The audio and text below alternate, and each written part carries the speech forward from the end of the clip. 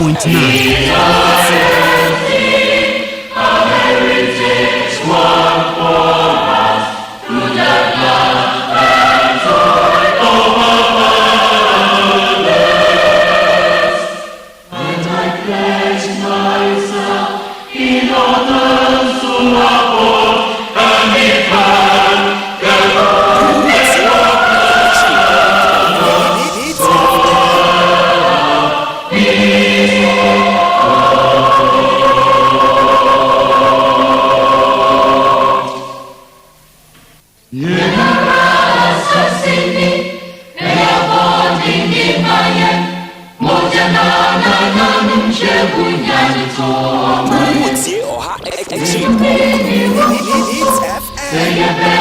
yet the Torchlight Jumedi Ewo Mix 100.9.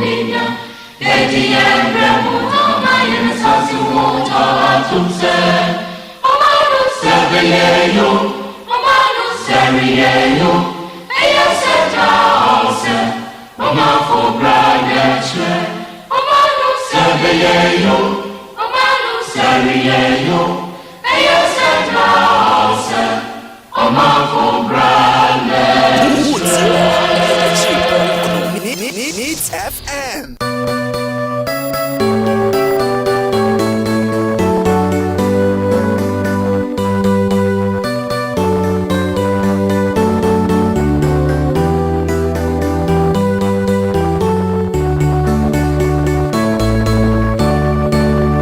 What's yet the Torchlight Jumedi Ewo Mix 100.9.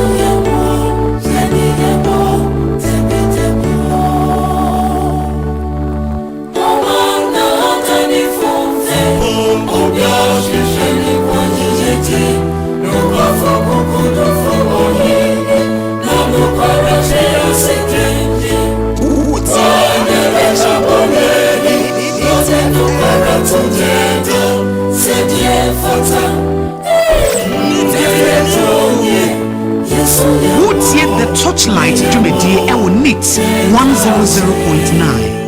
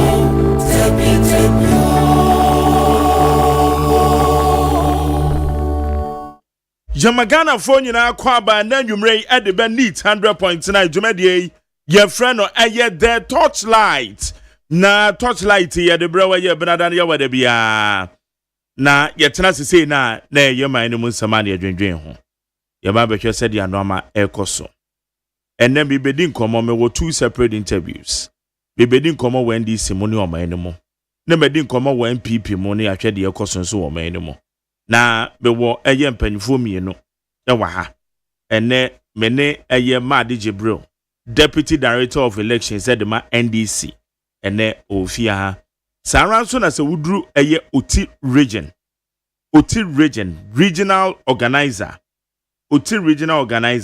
ono so your friend Felix Ade nso ewa ha so far ono so ne party mu sade anoma e connect say said ya MPP manage enoma womo hwese womo presidential race no ene so far said ya His Excellency John Dramani Mahama na memo no so come so na two solid separate interviews and na mede ebrewe na nwumre e wo neat 100.9 midin the Jerry OSEI AGYEMAN so wo call Facebook no so neat 100.9 FM neat 100.9 FM and na say wo call YouTube channel na one despite media no YouTube channel no so and so obi hu ye e wo ho na wo de wadwe chire bia wo bia no so no na wo de afo no follow yen said ya enoma eko okrokoko Francis ebo mi chido me wa ha be channel manager friend Kwasi Aboaje the darling boy Kwasi Aboaje on the channel manager Dr. Faradexen na executive producer fully supported by my general manager Kennedy Asante Osei wo mo de ebo mi chido ma edu jumadi ye de ebrew e we neat 100.9 ye do bibia se Madi Jibril Madi me mo adwo zen o jare mi juso na me ko yo nyame adom they say mo na mo amamu no e bi Ghana ene wa mabu mu oza we say Ghana we Ghana mi jidi pass mi hu we so na wa fresh see uti o mampini John Dramani mama nde na okasa me no ba bedi un komo I'm sure say okuma eto yemu say our president sa yes okasa ma Africa okasa ma Ghana okay in fact ebi kasa ne bi okan ye wo hwe ye international conflict war Gaza and your friend is the Make the same point. Palestine. Palestine. Yes. Inti answer the Ghana yendi na kaya non-aligned. We are here. We see people doing demonstration every day in Ghana on Palestine. Oh yes. I'm for sorry, Kazetia. Yetimi na yetia na BBAC. Ukomoxes churches. People pray for the life of people in Palestine. We can't be hypocrites. Continue being hypocrites as a country. It's a fact, no? A fact, and I can show. Law, book. Now, Mount for be bread, na better UN, na Cassania Bonds, then we are leaving people else of Koda, be suffer. No online. In fact, because recently our colleagues, our opponent did a press conference of that. Say we need not align. But people are suffering. Most of the people are suffering. They are human beings. He spoke the fact. Said this is the issues. Na you pretend to say you POBSM and POBSM, and we are talking about say you UN issue. He spoke facts, and I think that these are things that we need.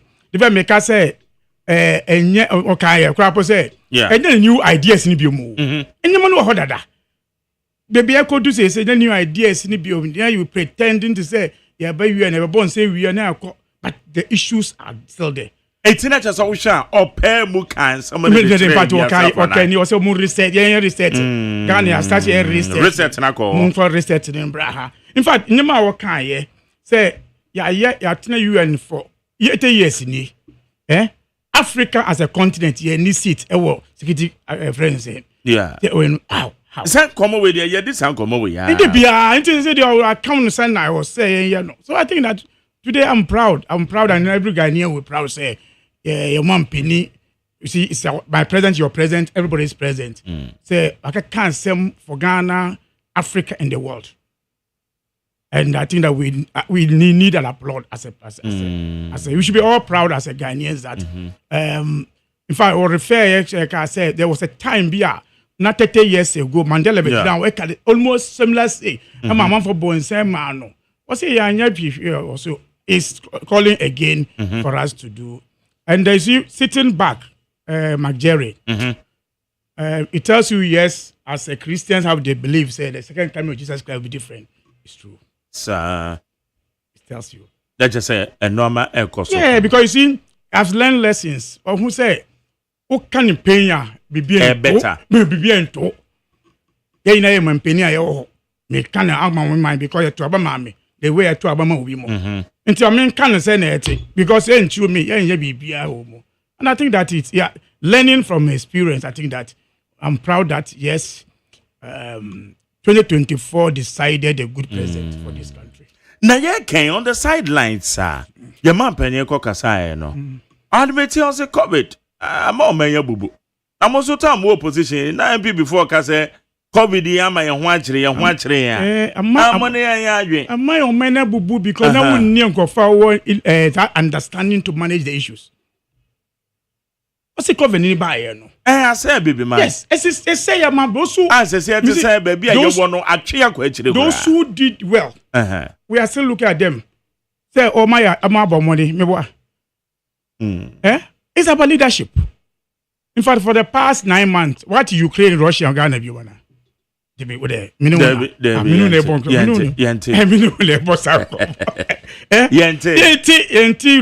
Russia. Say, but that's still Honso Honyo. And say, they say, oh, me pass and pound. But I don't say a Honyo, dear, but Taman to Quanish chance and now no ding. Magnitude in the ambassador, but yes, me say, will be referred to that issue. Traces no be find real reference. So what you say? It's about leadership. About you take the opportunity, you take the challenges and move on and get it better. That's it about it. Until we can was it no, yes, we have some people who didn't manage it well, though it affects us. It affects. So he's telling you the fact. But in nature say we had people who have done something better from it. COVID there by Ghana. Yesterday, it's a man for the year party, Juma. You have that one of the party. I'm going to teacher. Okay, sir. What parliamentary candidate? Confirm me. Say it's can chair. Say mo influence. Oh no kind. Okay, fact. These are facts. Unya evidence bio. Unya evidence bio. Major manchia utiefo yim. Tell somebody. Sana the share. Meditata. Amintia utiefo yim re. Omojos. Even though me kwansa na me ne bekasa. Yeah. But amintia no. That's how I didn't it. Oh, Major. Majari, Manintia says, Manintia says, yes, what Manintia says, do come in Facebook, so yeah. I post 2 times I may no post 2 times I'll be Africa, because that's what you told me. Yes, it's true. Usually say, oh yeah, 1 and 1, 2. Yeah, 1 on 1. You don't bring the second person in. But I said, come here. Yeah. But that is it. Oh, okay. The issue is say, comrade, brof with the and in this assembly. A comrade, that comradeship, that and young corner. It's my comrade. If I say my comrade, yeah. Okay, you are my patron. Usually it is comrade in the world. Okay. No, the word is comrade. Yes. But over petrol, there are party. Patrol. No. So me know in this side in a way. What you say?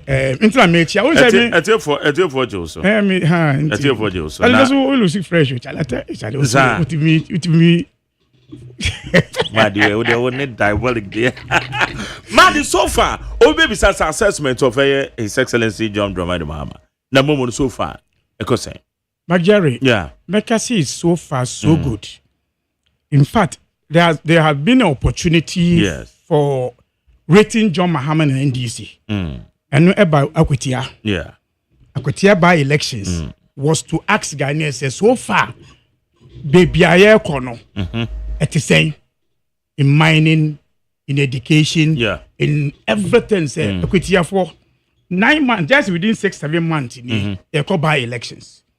Tell Ghanaians the decision, pass judgment on that, and the result from Akwetia confirm.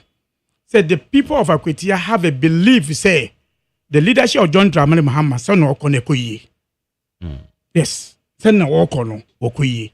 In mining, in education, in energy, in economy, in everything, they voted and show that result. Okay. In fact, Akwetia, one of the in fact, Sapon, a friend saying that researcher no, Sapon, Smart Sapon. In fact, to us say it is a referendum on NDC. If NDC win, if NDC doesn't win, in fact that's the way it is. If NDC doesn't win, it shows that people are not happy with the policies in this area. And you know, Sapon stands in our politics. Okay? In fact, that is why MP or a new Ujabin. Yeah. What you know what I say? What's it Debbie? Or no T. Michael what's what T region? Minus for NGNDC for ND. And to send this we need padia or no.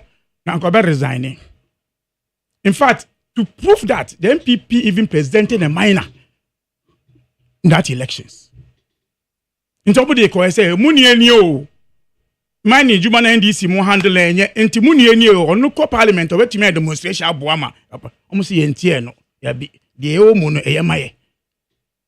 Enti beka say so far so good. In fact, in there, social media, about 1,700 youth have an opportunity to go and work in the youth prisons opportunity. It gives a good opportunity. One, to give them the opportunity, even entry in the service in the future, a opportunity.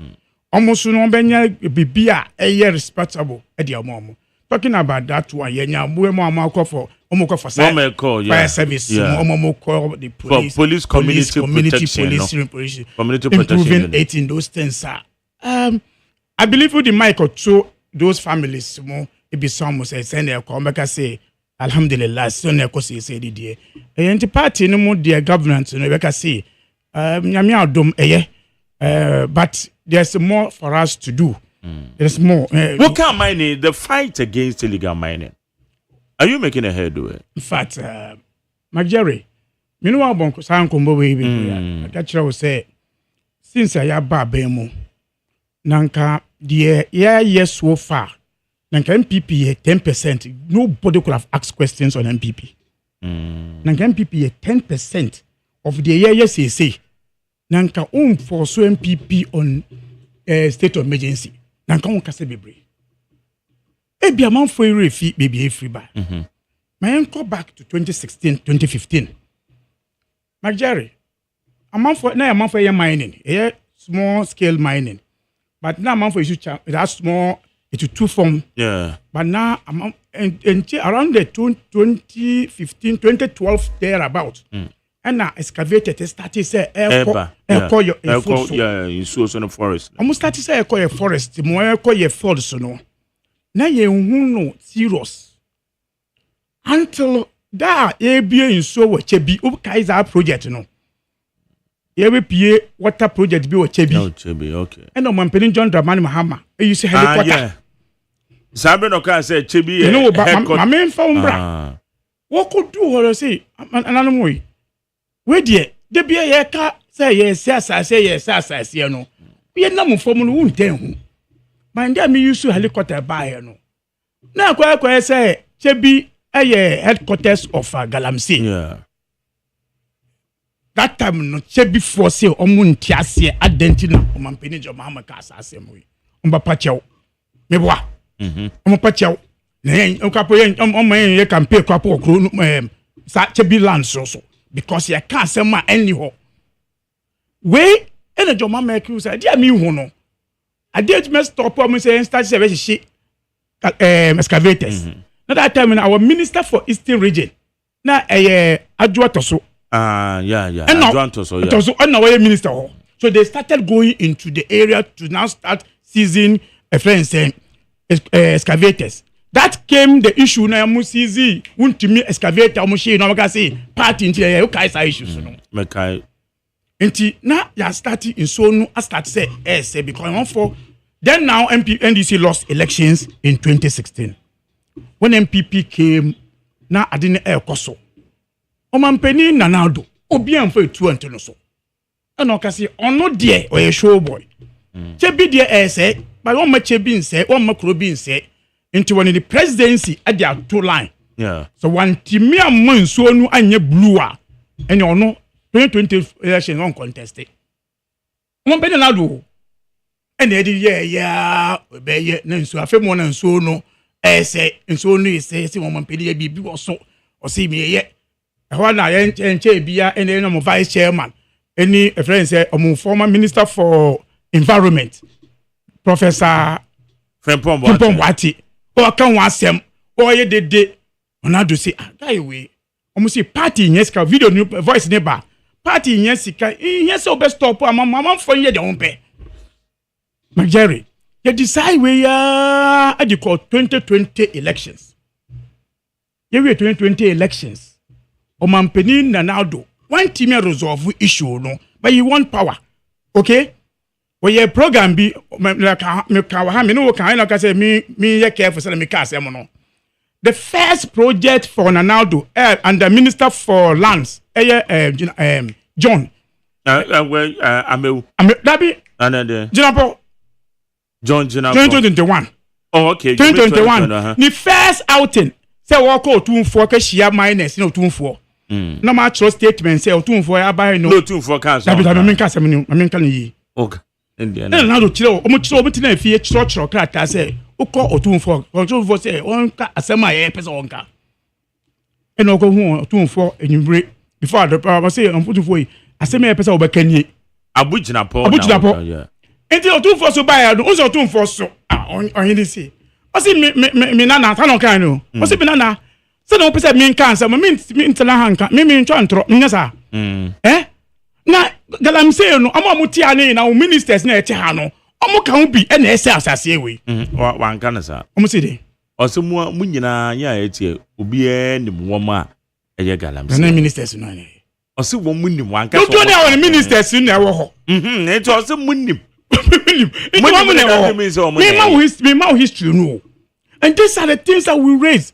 Until catch them say chale minua. dia wo kano emfa fix it all this while no man pay na now do ye nya bibi say ye check tangible reasons bi ye bibi enti na now do start say na say na o ka hihye excavators bio okay omo start say omo hye na omo hye ko hye Kate for Jemfua Lydia no omo buy na party for be dina say omo usu say na now that enti na o hye second Jemfua no onye illegal mine me say omo hye ni excavator yes omo hye ye no e na omo di bi asori dan mo tina wo organizers omo usu sa na na sekete ye ntimi nhye bio ye stizi nyama ni bio 2022 na forest na ye kono na me no tam ye nkwada no me kai fa me nua on ka program no mo ye di e di panse e be team so be ko forest mo en na now do 2022 November omo kai na ti law say forest ni kura po na am Ghana for mo ka wan asem ye ko mo ekodidi me wa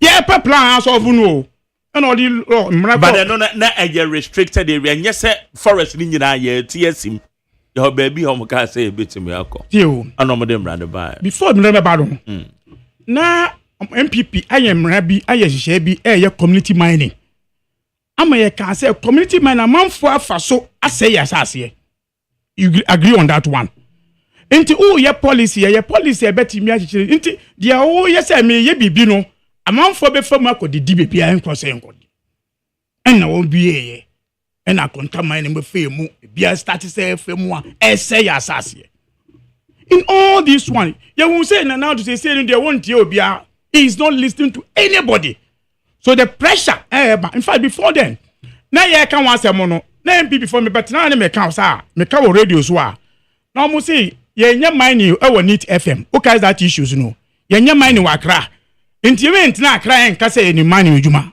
me wa Jerry these are MPP leaders o na Sami Jemfi say they be o say bet now radio so be ka say they be amount for entiase then Sami Jemfi now move to the fold say yes written crime but you see the video because Jomama Council 2016 na man phone we I mean some cough for the man phone ko hu e phone bio omuko kire ya man phone say hey sana didn't serious say o that was the video of Sami Jemfi now gave us the power now to talk about it 2022 2023 yeah the elections so the call I express say Muntime bibia crab say once my new law my way Muntime bibia no and the moves to the state of emergency on those issues that brought the call for it because one say one pedino when who bibia the ministers friends Professor Frimpong what he kai o mapa money free ho o yi ni free ho reporter what the buy say o man pedino now do a G fire program because we no udi share be so problem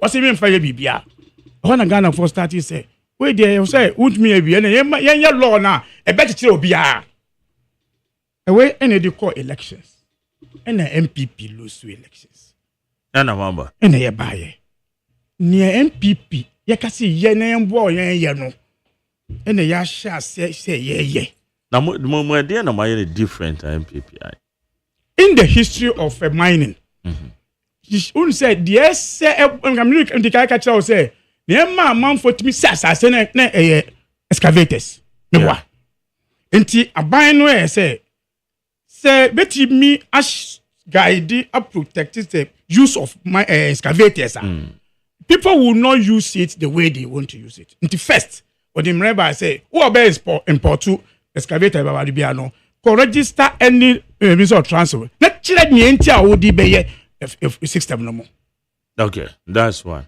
Obaso awie so a ye bo no tracker e wo so enti ontimi mfa nko ye ade a e be se asase no we just say and be the result asa wo mfa excavators enya me no nim say na excavators na e se no sa anko bebre anko na control a wo be se asase ni biom Magere yeah Magere I say excavator dey say no na me say any na say the majority a say asase no e we no that gave the opportunity and so no so champagne so say nanka oh to no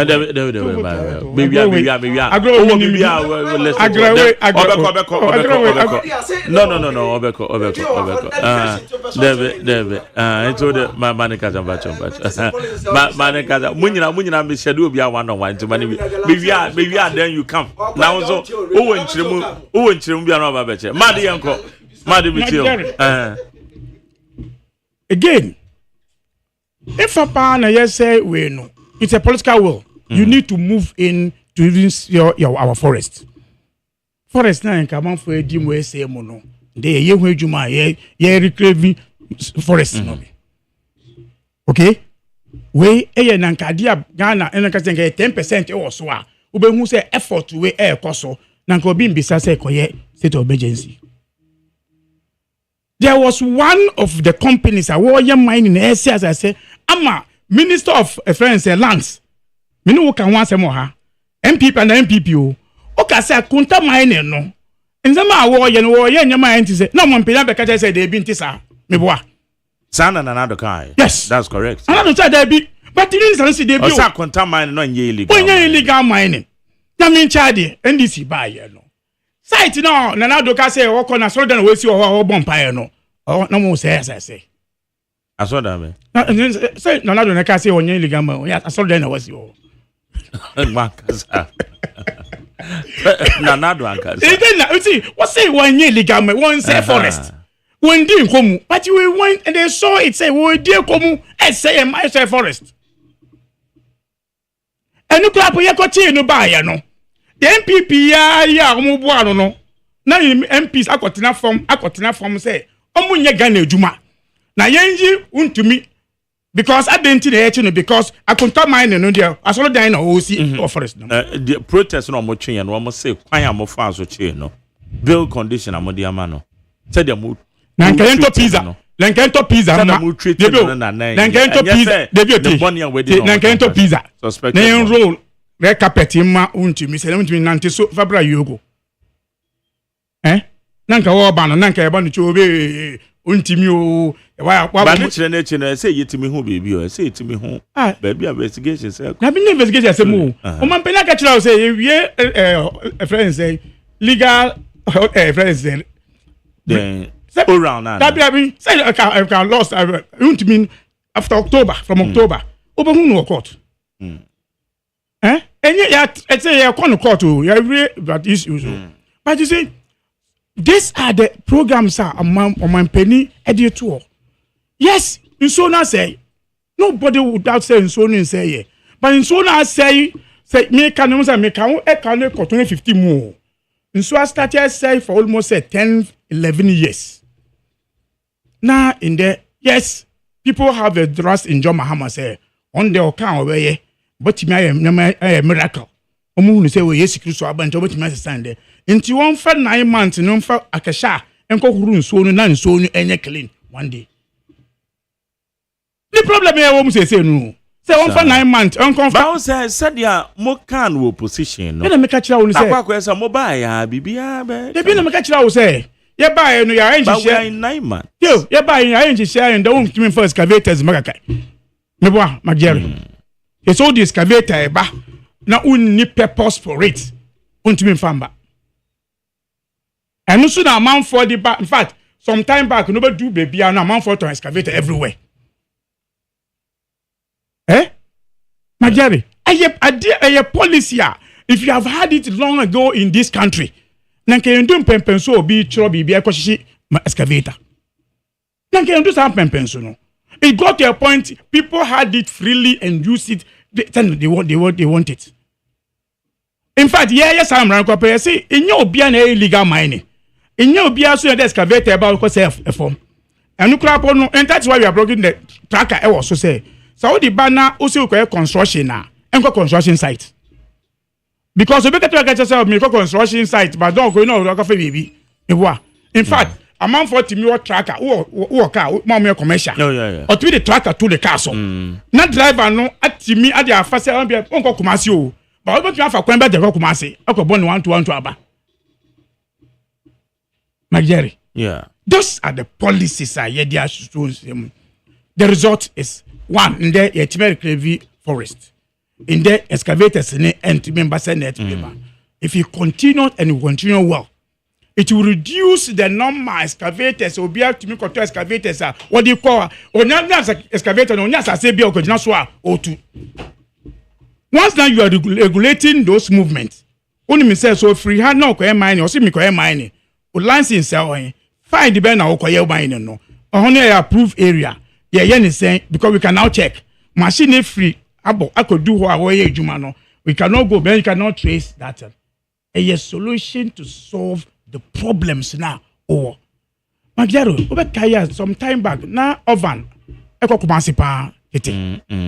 one of the highest rate of accident now your oven. Those time. Okay. Cold speed. And then she said, "By as a first." Oh, more than 100 into natural oven 80 number. Didn't stop them. It regulated them to a point. Say, reduce that number on the road. Okay, so Ben Shagrabo say, "Come on, track a say men call long distance." Yeah, enumerate. Eh? And amount for the styles we buy say, "You man almost perishable goods." Okay. Until I say, "Omunti mean fun do baby, do." A count there, Omokwana, Diasana, Omako, Kwanso, then start the so we need to go back to the issues again. But when you have a policies like this, it tells you are going somewhere. And no, and a John Dramani Mahama in the year. We are not saying he say, yeah, by you see so within 1 week, you have a presidency and so. State of emergency be saying, Nanka, now do a year, the year, ni be around. Nanka, by in fact, they started year, no, the year 2017. So she are no she machines. And I catch them and say, yeah, be amwa. Okay, that issue. Now, I be a crap on that. And then engine machines name from assemblers. But the club man, some AG and the MPP, no. And I'm what if I cheton yet, me wa. San yet to Oh, San yet to excavators are man for ton. Yeah, excavator the Agran, that is fact. Yes. But as to say one more time. That's why everyone say. But then it's okay. Hey, on my Nangasano, Yadi Bo Mikapo Ira. Yes, she knows so I ask him. A bed then now stop crapo because they be beba. Into some pensumo women's organizer, and also quite be 27, and also quite yanting once in be. In America, say, a human institution went to obey then now stop. So stop it from being coming illegal. Okay? And say, I'm banana man for any no say, me koye jumani wo juma kwa mpaswa. En ko chi obi kwa pe man in police station. Me boa. Magyeri. Yeah. En chi obi.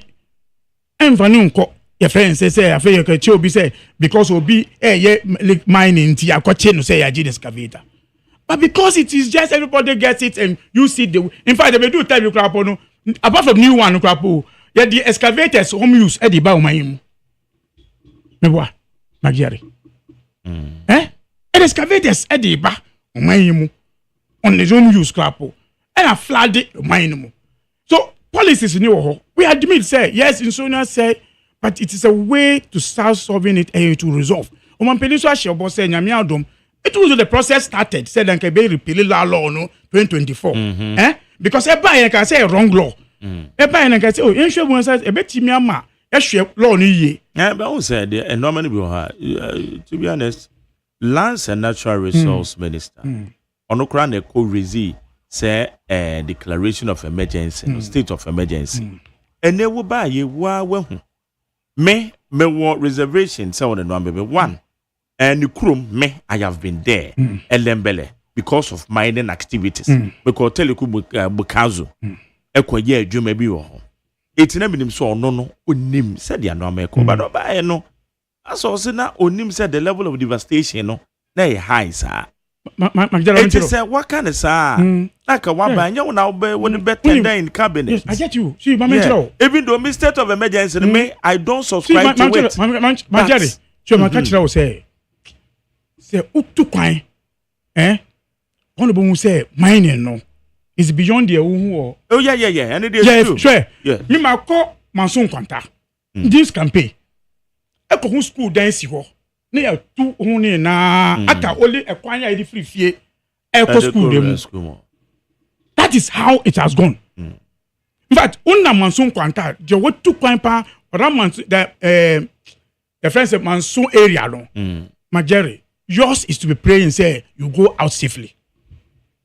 Yours is say, but to do you say in so you say natural. But your two sound which means the moment I pressure bino, it me boot na yeah. These are the kind of things. You may see it. Say beyond the yehu. In fact, that is why amewu say they be ote for my who man $3 million on to drone my okay. Okay. Drones. But the drone not on record with the menu na bonko boy. Otoe. I can't verify. No, don't. Once I tell me, when send them to see where sleep. Say one top.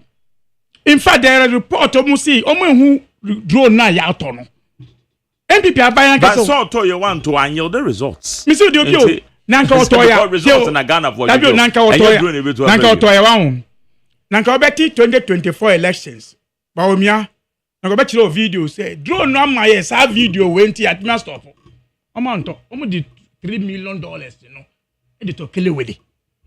Editor Kelly Willie. Edidi. Oh my fan thought true. In fact, because the drone, the idea of the drone is it will give you more pictures to understand. In fact, your colleague, Joy FM reporter. Erastus. In fact, I said, dear, what one or do you use a drone and a timanu who beyond the infant and say, yeah. So when you have a government, okay, see, I'm fighting, I got a drone, I'm a launch drone, I'm on top. It make way, yeah. No, I pass the law, say, they say the woman could deforest anymore. And no, okay, and say, Master, want to be a state of emergency. In fact, I could do pen to be. Yeah, ma, so far, free, sorry, they move, okay, Magere. I'm a bompire. I'm a call bear, meaning some mine in Libya, and I said, you know, I'm a call dinner area, Nubi. Baby, Maragat, a boy, air color. I want to jump on Pompai, and America, but I catch a Ghana for say. Say, you have phone, I was circle, young jay phone, tone was circle. Okay, it's a statement, you know. Miracle Abuaji, the young guy. I look at him, and then on one side, I don't say, debut, you have phone was circle, and the uncle, she will be our circle, be a stop on. Yesterday, now okay. In fact, you go to SM Salam. Okay, say, I want to demonstrations, you know, I'm about them. And I'm about them. The MPP MP. I did not catch them say, so mama, yes, stop Pugalam say, no, there. Umbe lose some seats. Now, I know the baby we need seats. In the moon stop Pugalan there, or moon stop Punochina. Mewa, Magari. I know MP Beneca. Asante, or I mean, no, it means a deputy minister of Kapuan. Deputy minister. For environment. On can the business of environment also. On okay, o can fa o say mutin kan na mo ka se bi nkwasa sem. O say mutin kan na mo ka nkwasa sem. Na Galani in fact, in 2024 elections, Baomia launched a coordinator for mining coordinator campaign. Me boy. Mining coordinator campaign. Sorry, on the coordinator or coordinating miners among the campaign. Yes, and no, that's fact. Don't remember. It's only a fact. Or coordinating miners, not illegal, but miners. See, some coordinating miners.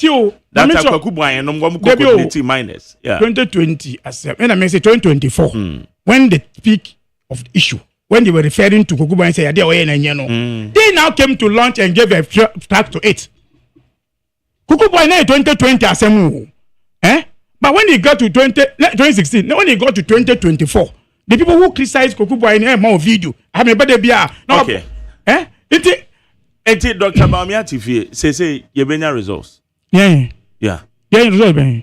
Mama results Mama Inyama yeah. And me GD pass me know the way you always will have a conversation. You have seen an attempt, commitment towards finding solution to this menace.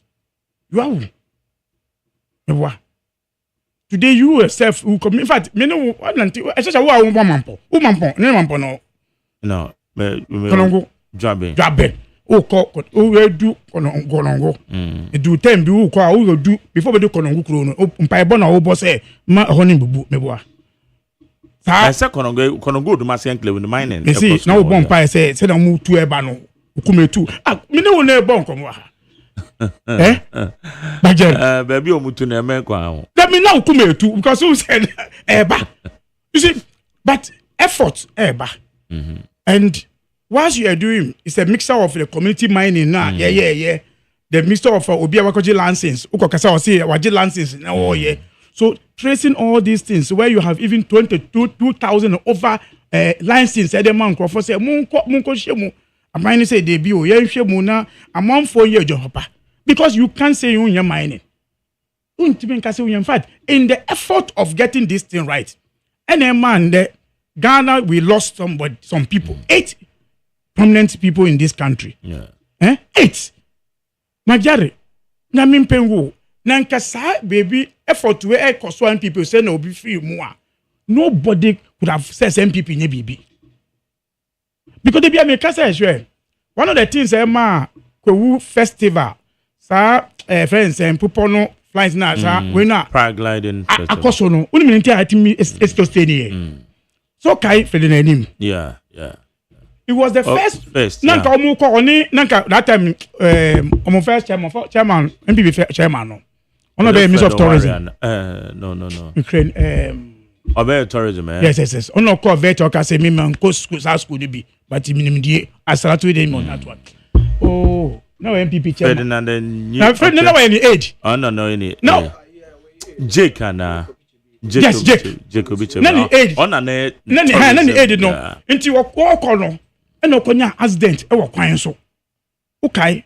Ono ohwe ne based on that, Ghanaians have that say effort now all koye no. Money kwakwa.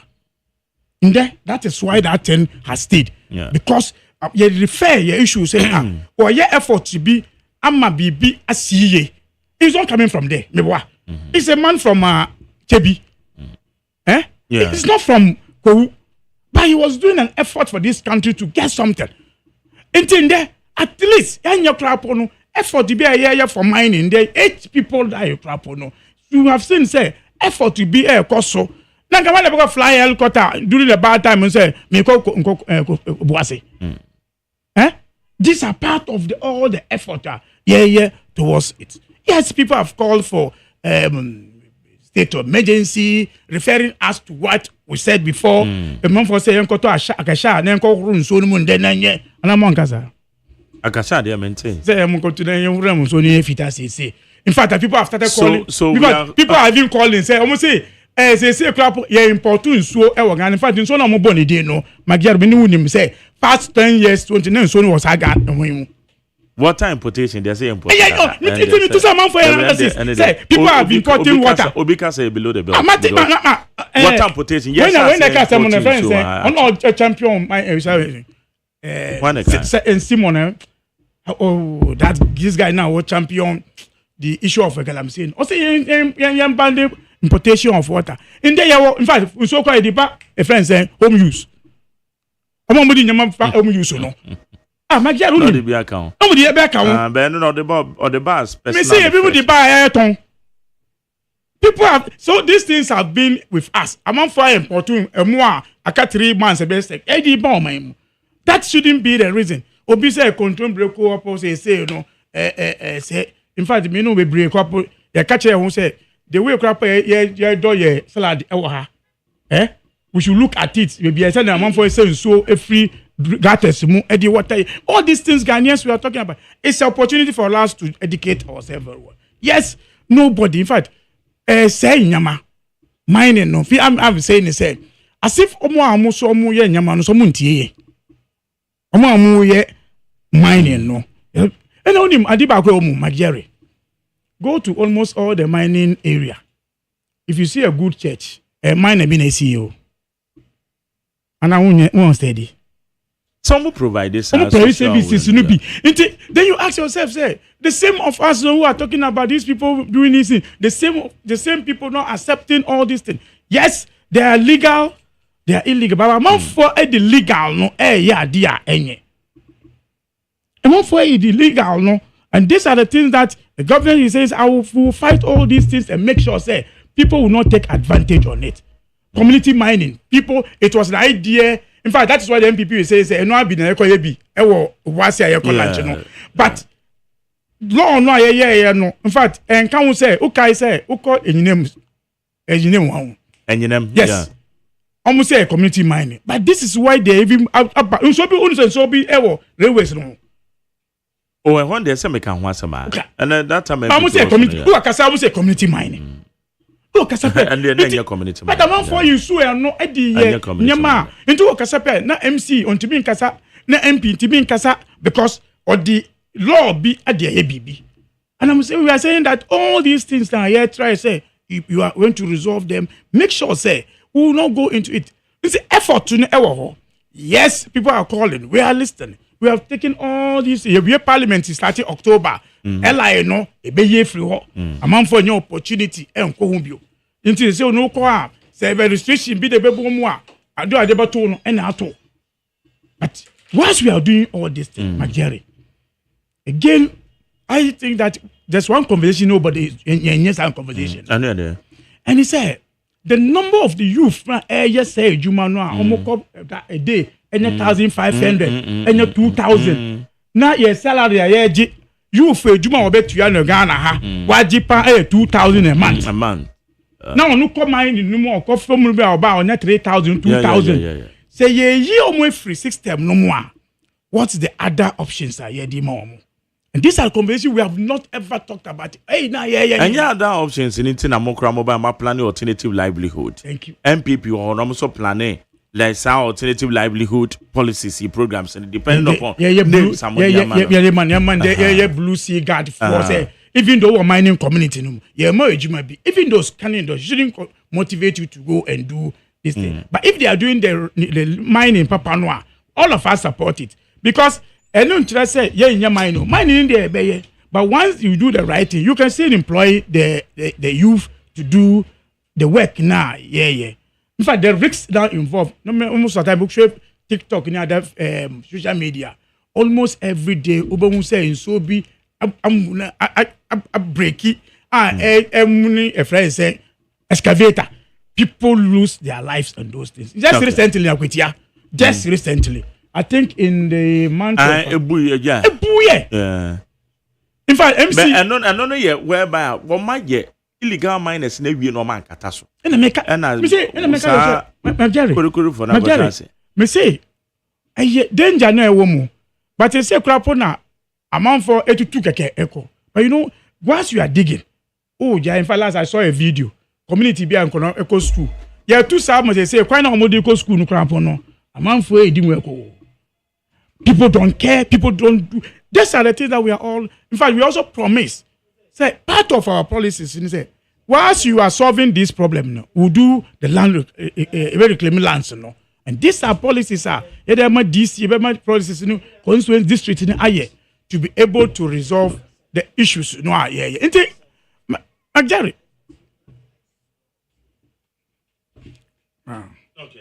Majari, it's not just some intervention, no. But it will yield the result. And I believe that once we are doing and improving on it, we'll get to that. In fact, recently I want to generators, pumps, industrial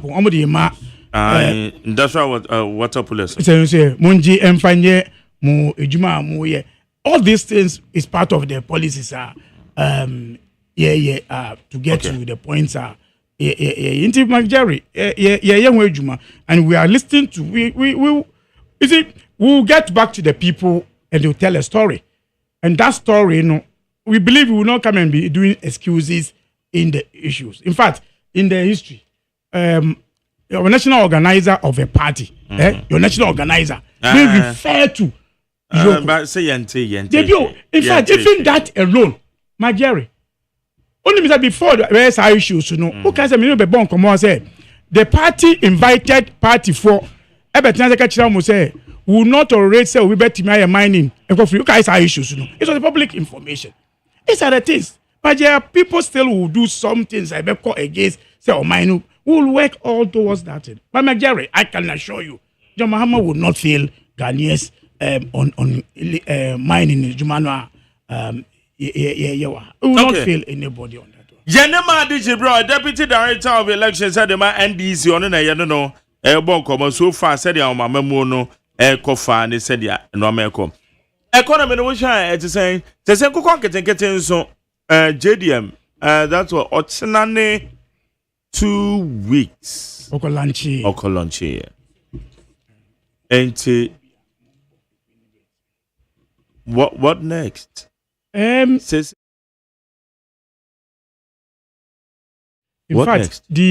The other sectors, other areas, individuals are I don't know, individuals become stories. They say policy no abededi. I will say diabetes me. In fact, over the national service for a year this 9 months no. In Cocoa and Cobeton 150.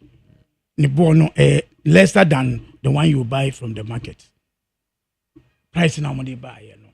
So it is a way of also adding into our economy.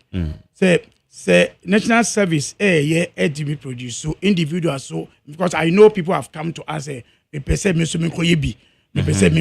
which the policies no Minister of Agri because I'm on fire mukoko buo radio me no ka say minim enipa miensa awom kra dia family so say ebesi den no omotima nya kokko ni bia wom so yes in fact the Minister of Agri Dexter I think that most of the times I'm for about me say it's like people are looking for you like a protocol you might be but a policy you go there and you say so when you can say me no do for processing process because it's something that all of us want to succeed in it say yeah man that opportunity say oh yeah we no and man for sombra one who are we no any on my name but to show the way and national service a show way no one company call a launch that program no hoping say it will continue and I believe it will continue because national service do some time back. It has continued. In fact, farms. Yeah, national service more farms. More farms are and in fact, before then, before then, no but this time on the scale, no, because the policy, no, because economy, today, my policy idea about so offer agriculture, Kube, and the seedlings are man for so. In fact, I've never knew say Kube na export. I never knew until when the recently. I'm sure say like here, I think all of us should take opportunity. I have kept telling people say, any friends say they be a CV say the page. Okay, kasa na we feel say if you want now, and but I have seen somebody who have shown me through irrigation farm, who call Volta region area at that area.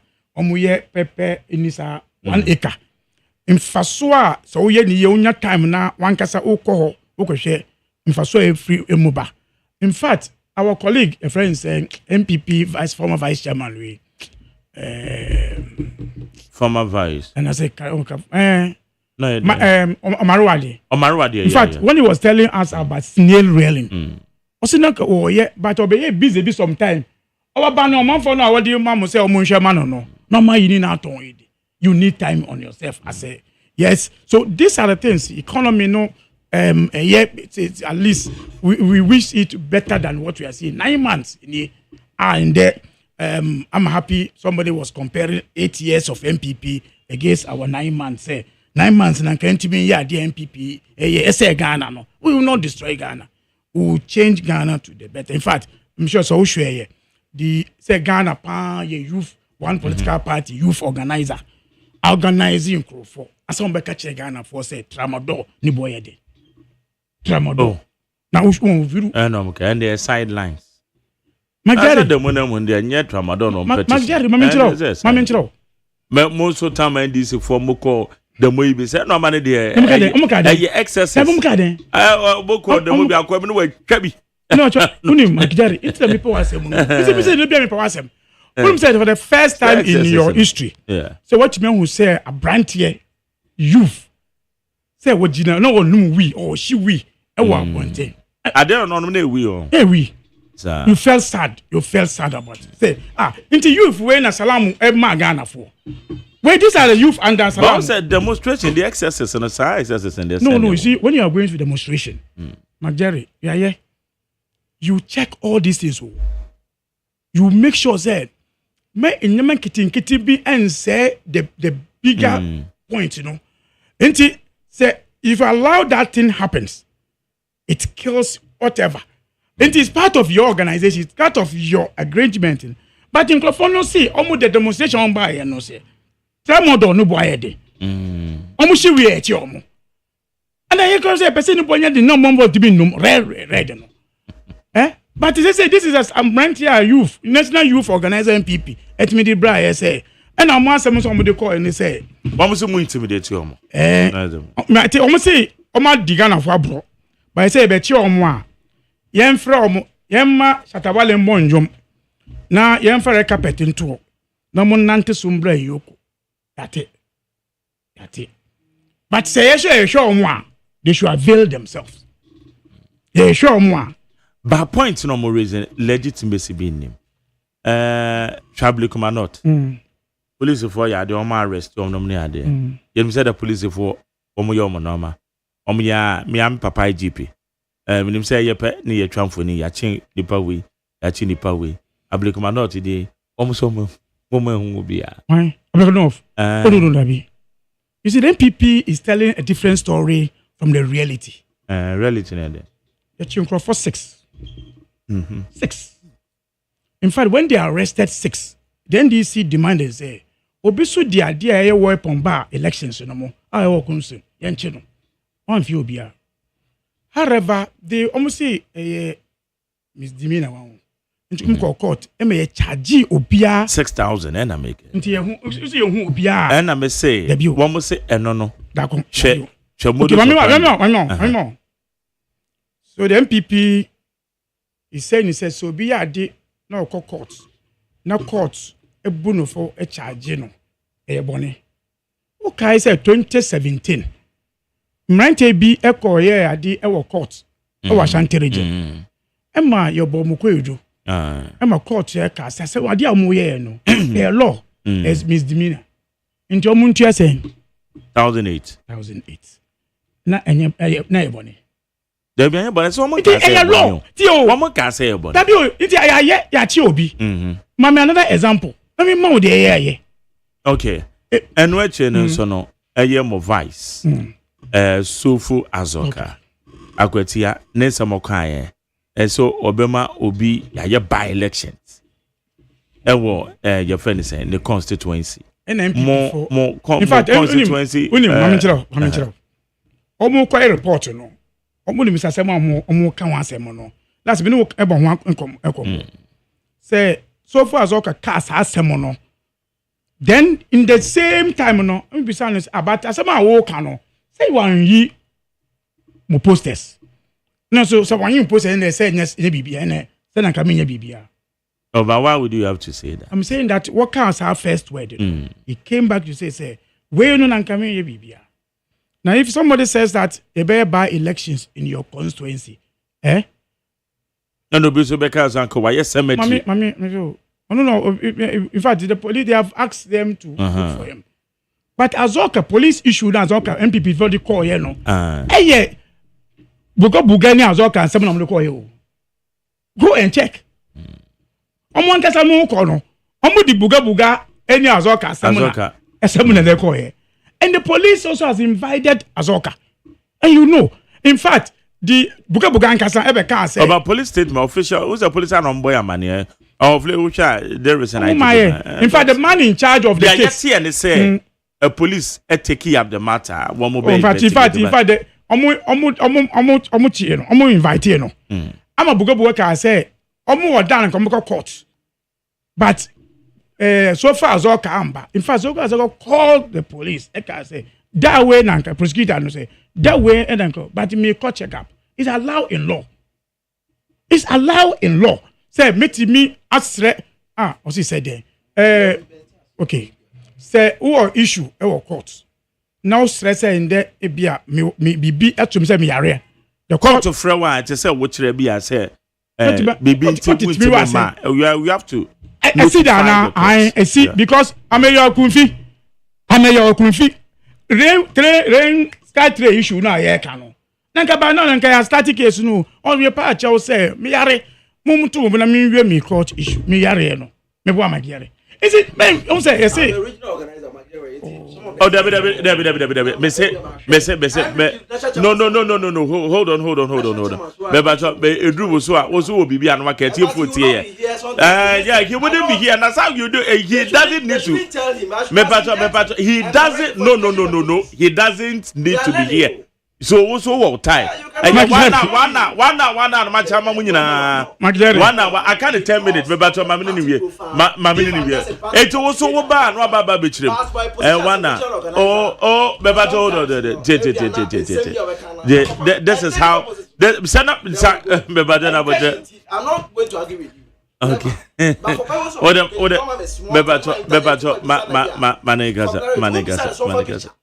Mane. Police for no IGP chair. You public. He couldn't answer. I don't know your police ni, but me just say one of the reason on your police. Jerry. You see, yeah. You can call police PRO. Say Azoka no. The police are in charge of the issue. Where district commander? Chebi. Who's the issue by elections, you know? Omo withdraw a friend say direct a friend say district officers will be able, especially East region for no. Only handles our case, you know. He's in charge of that case. You can call and check. What you say? Auntie Magere,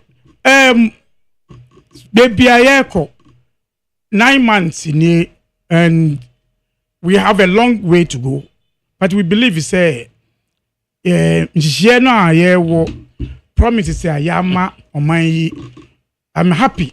Me Ganyanko Ponce says somebody who spoke against us on one issue within 2 months. Ebeka say, me pray pa, but I feel me who and you for your market. Okay, say you ready a first budget. After your market can say you spoke good English here, but your main policy 24-hour economy couldn't mention it here. Okay. It was a mark. And I can say a 24-hour economy just say I did. Tobo. Makijeri Tobo. Onu say ndumi o hamuka say opre. Omo tunu say o say opre na zo. Opre.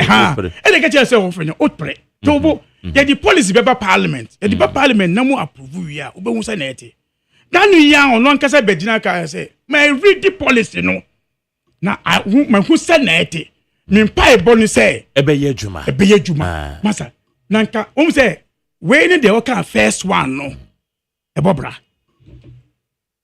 and say when your policy document was say ebeye juma ebemo oman you in fact omo catch say 24-hour economy no ka enya policy meboa but some policy document in there say omo say enya policy and as some say na mo can say MPP but they say mama let's deal with the realities tell me obi ka kire say oye 24-hour economy abayifo nya adwuma nye obi so ka kire say onu ni nyere onya committed onu ni yiri obi ko adwuma na jo obi be fa nyere oye sadi obi ka say medical drones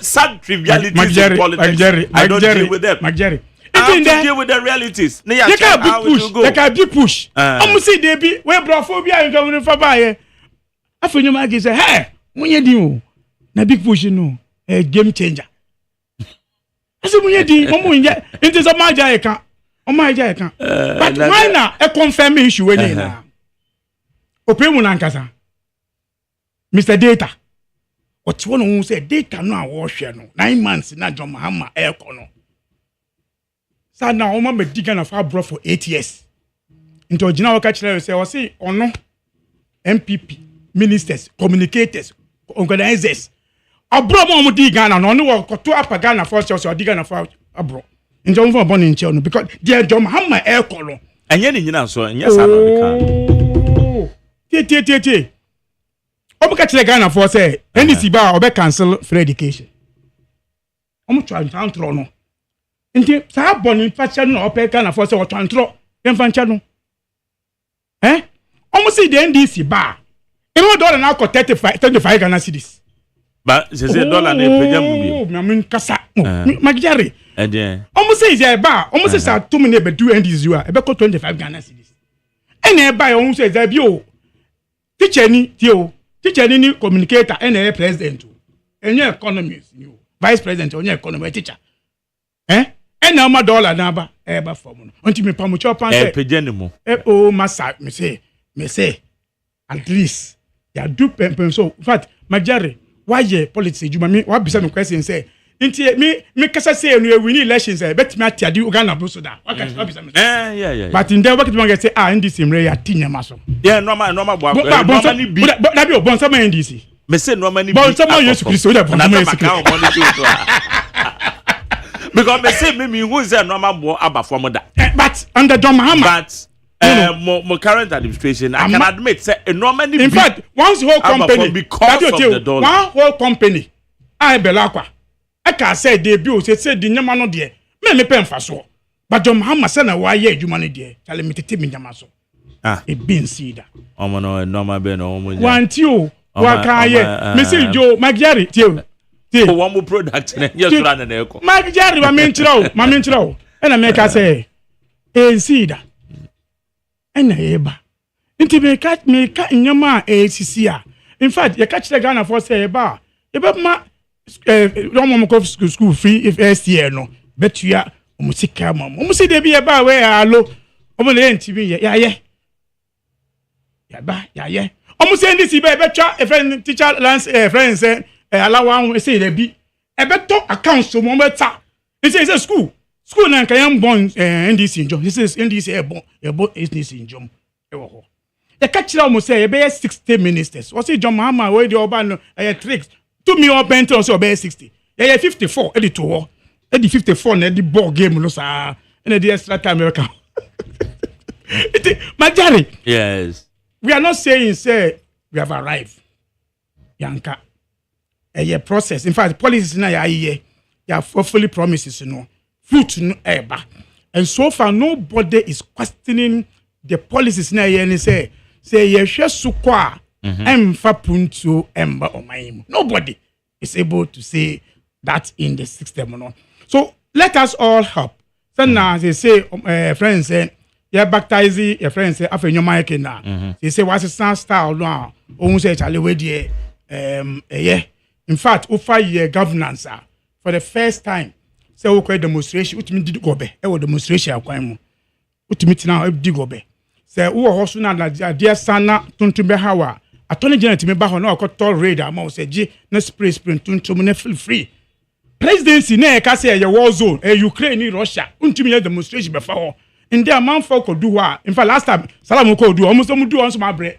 ye mbro mu so no ye ma mu so this is a kind what see the chief of staff friends say if you see if you no nanka mo ha no a mo ka say ye war zone no sa na nyo war zone no ye Ghana fie mo de petition ba ye je o kai say NDC e demonstration e ko Bank of Ghana e de petition ko omo ye de omo de watchman na ka say watchman ko je na mo face nkrafa no ba na omo nye correct omo ye reference that is what a head of security and now so then I'll Ghana. Me could say friend watchman. A whole Bank of Ghana. Head of security. Yeah, bro, friend over no. Me friend watch. Then I watch it. Then the juma.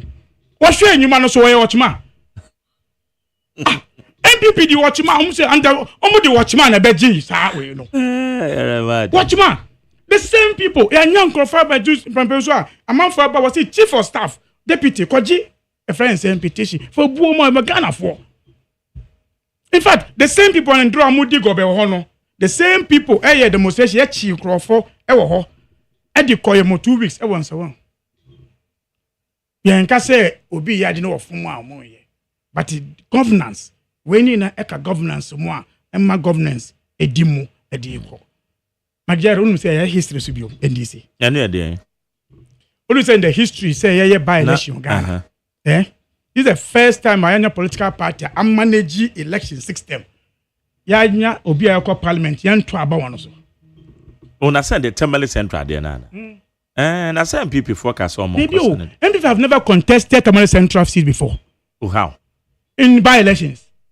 What can buy? Yes, me say who say me no can say by election do send about. You so say any by election any buy. Okay. That time no MPP ko share OBC a friend say professor why you say ni? Why you saying yeah. I'm saying me no yeah. Me me say me ba me o kire ma dem so me kire o dey kra. NPP anko. Why you saying yeah. Am anko. Enti enye new. Enye new share me kire o. We be ka say stronghold. MPP na come strategy they could have participated in that election. You know what we are giving you? Yeah. Who can say you kumewu? And say kumewu ko yen do so. Who ni am I kumewu? Enya 2000 in that previous election 2020. You ko kumewu ni go 3000. E man hope say my chance neighbor because your performance assess your strength or the elections. And this is the opportunity for you to test. Yeah, but say Joshua mo decide some. And they are a strategy and they win him. They view. Joshua mo decide some. Let so be sure match. Let me so be sure match. Also trauma so MPP election, MPP menu ko elections. In fact, if it's NDC who is in power, nanka guy no one contest. E be kwan ya. You know say Majari, elections management enya patapa de bia o. Enya say de bia o be ka say me be ko elections. This is elections and this is not contested. Na MPP ni be contest elections. No ma penama na ko no challenge mu. Ama ko chiche week rapo. We need there yen ho. Ya bi ma o ti so ma me 85 years. And obi kan and they say they will be better makana. Na they say me kasa bi o. Because me kasa no obi tie asa make o no be asem. Obi kan asa. O mo jije we try yen we back. We no man no obi smoking. We confirm me. Into we have done something. In fact, Obeka say, "Oh, MPP, I have told you, say MPP not going for Tamale Central, any news because in your MPP in this in Ghana, a contest elections.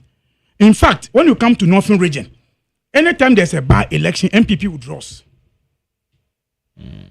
Kumbungu, Kumbungu, they withdraw, and now Mukoshe will be a China. That person won the elections. CP. Into the MPP before the question. I said, game we want to say, man, deceive you. Yeah, now you send a game. Okay. Into where a buyer no. You see, why do we worry ourselves? Because say, send a Jumano. Into my Jerry, say Jumano, I will say, no intimidation, but also part of engagement, it's part of skills of managing. Ama, Obia, okay, so Obia, in this baby, Moody, Kono, ya fairly do. But yeah, will draw from the game. Okay. I'm a Marco. Hey, history, yeah. In fact, before the no police, before I prepare 5,000 policemen to Tamale Central. In fact, they have started going to the polling stations already to get their command center. MPP, UC could have spent about 2 million Ghana cedis in that election because Akwetia, there were 119 polling stations. They spent 1.5 million. Really? Yes. Okay. So you could see Adia savvy because it's part of the managerial scale. Or if I make say, my mom say, Ubetimia Bobi at any given time. Now, when you be say, I'm forgiven. And also, people can say, oh, me say, trust strength. At times, it's also help the system. Okay. In fact, so in the bread here, we are getting there. We so Nyame adom so a free September the new academic year no traffic light no dey be better requirements we fix enya adwuma be better requirements be adwuma na schools no akose na normal schools na I bet me accommodate accommodate because they have done that but they my cut off because we say as go any be enya school no but it was first I mean and I think that is also also baby sound maybe Mami, who's Jerry? I think that you also have to assess mine. I think I've sat here and said it under the MPP, under our time. Like I say, Ghana, I think it has taken us a long. Say your school are grade A school. It being counter. They be a grade A. Our challenge, almost everybody want to go to that big school. Okay. Into Obia Echusu. In fact, that's the problem now. Yeah, all these time we say, yeah, choose school we. No, we say yeah, two if one. The parents are also not involved even in the selection of the schools. Yeah. I didn't problem about na papa na fe na parents are now seeing the problem. Now I'm gonna be continue say yeah didn't. So what I say again, I think it's about time more. Schools have to be upgraded. Upgraded in maybe I said the resources to schools more to get to that class.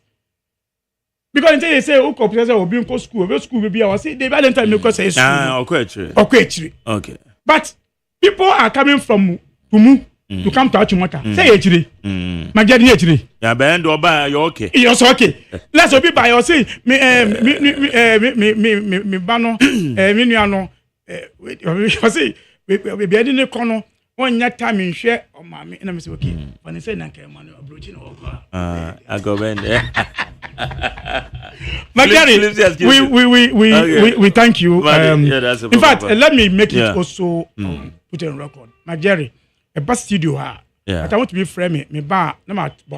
Yeah. But in there, I will frame me. In fact, it's like a difficult for me to fix it. And I'm sure say, if you want us to have a conversation, I will have. In fact, we know can say somebody is even waiting for. I want to say a bus studio. Yeah. A bus studio. I respect. I respect. Oh yeah. Send it. In fact, this is the first time as well. I told you what time come to because we bet my back. This is the first time as well, my Jerry. We be 1-on-1 1 month. The other second one. I bet now. This is the first time. In fact, we don't do it that way. Me say I will sit and listen. Remember now. But this is the first time. One man the the second. Mama na about in fact,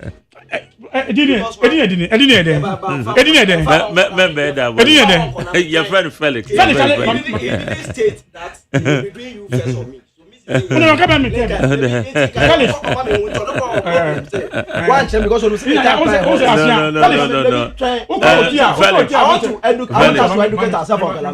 you haven't been to Galamsey site.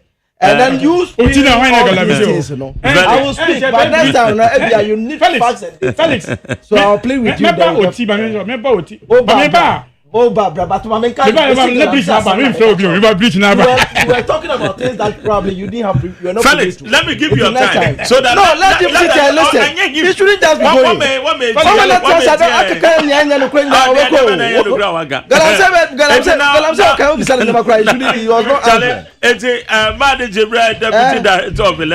Felix say OT regional organizer of the new patriotic party on so Felix what saying Magari, what was the Anna? Not Mohoke comes. But also, what will say, to be honest, let me know so then be first. I'm aware. And because besides that, also there were more things our kind, which I feel say it should have been very accurate. Once a while, no, time to interject and then correct him. No. Some of the things the listeners protesters are called protesters. Also, and the police for no do machino. Then they are not qualified to be policemen of Ghana. Oh, but I saw the video. That's correct. No, was that said no smoky because but it's illegal. So how do you come to that conclusion? The policemen were there, but the person was smoking. This is a dent on the name of Ghana, both international because so Ghana police is supervising demonstration. A man for no we. What are you telling the Ghana police service? So some of these things, let us take it because state institution, I believe they will not be there. And now what happened when you are so be agents so say be kafra go anymore. They will arrest the person. Now be a queen demonstration. I have one time I cause substance no kitan. But you did well by then you should have clarified that point because coke against Ghana. And these are the things cause NDC for should be very careful when we are talking. Sebi, I like the be our be an adventure by then constructively state institutions in the BOA. Okasa like police and other security agencies, you must based on fact. Because we are far from our station. Need the Mama Jerry, baby, or the corner, a bear affecting in that. And when I say you corrected him by then, I wanted him to listen to those things. Says Animal Bina, and yeah, appropriate animal. Salam Mustafa is a national youth organizer for the new patriotic party. Yeah. A giant party, of course. That's correct. And we should have congratulated him for organizing this because that is why Ghanaians voted against the new patriotic party. So we want to see the difference. Anyway, I'm in Chawati for my girl. That's for Joseph. That's saying, Choba owner. Now say this way chocolate drink here. Okay. And no platform. My for Konya so in the new patriotic party. And me chair and another Dan Kwakufodo. And the hotel region for Ghana food na me chair, my so for more Ghana imam food na me chair. However, Magere, I believe say many ana akaka nsem mebri. Me too. Ebi owa. I believe say oka say Papa the former Vice President Dr. Alhaji Baumia. I'm not here to discuss more this thing, but I need to respond to some of these things. Say what me former Galamsey minus coordinators ahead of. But then there's no correct. But it was part of you the corrected him on the minus. So minus there, and this is for more and a more MPP for some the mining committee, and no cranya mining pay. And we'll call the nurse and we'll call the professional bodies in Krambu to me engage. So I will quickly go through the Galamsey one, then we'll go to President Mahama's. The Galamsey one, I now person me bisana say. Or hormone, oh, sitting New York, and I'm Bush one ma. During the 2024 election, I say, Omo nebema Galamsey na. Or hono man penny Mahama ka say or no on Galamsey ni bia no mo wachi on nyina no. He was going to release them from prison. Obe grant amnesty. Yeah, so he's releasing them from prison. He was making comparison to all these two. So if we are on the same course, see Galamsey a national security threat. I would never in any instance I've not been cultured that way. NDC MPP. By then I will speak on merit and then the demerit. Okay. The merit is that the new patriotic party he admitted it. See excavators. Excavators na no. Or see at 20, but you corrected him. Say and then aviation. Maybe machine go there. Every day, every out. So if you have sold it, it is now that I've seen that they are moving. By then, this shouldn't be politicized too much because the issue of Galamsey, maybe I do know. And say you're politicized. Politicized now. So that is why I was asked. Because one another, this soldier for Koye, a quarter was here in Ghana for ya, and this if we are and Namho, see Debbie, and what's your Galamsey? Galamsey, dear, a one be. It is the NDC. It is on record. The President Mahama himself said it, that he was going to release these people. So what is the cost in fighting Galamsey? So this is a challenge to the government. Well, they say Mahama or president too. So when you are talking, we have allowed you to come. And Waba is here. Ghana for trouble. I won't hear him say Galamsey be twice here. And Nema MPP timidi guakwan any binye. I'm glad he mentioned say. What we call community mining. Ebe target say a government-led prospecting project. Ebe allow the indigenous people to also take part by then being guided by the government, the Mineral Commission, and then the Lands Ministry with other people. Na yetimi ekebo the friend Galamsey already. Ensure na ye can laws for horse ensure no 100 meters away. You move away from the water bodies.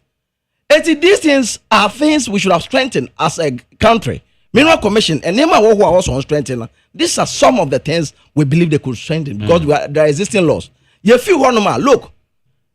We're talking about alternative livelihood, planting for food and job. New Patriotic Party, that is why, although it has challenges. But any bin yede ba ya yede man for COVID ba ye. I'm glad today President Mahama has admitted say the COVID affects here. The Russia-Ukraine war affects here. And he was here, he admitted it.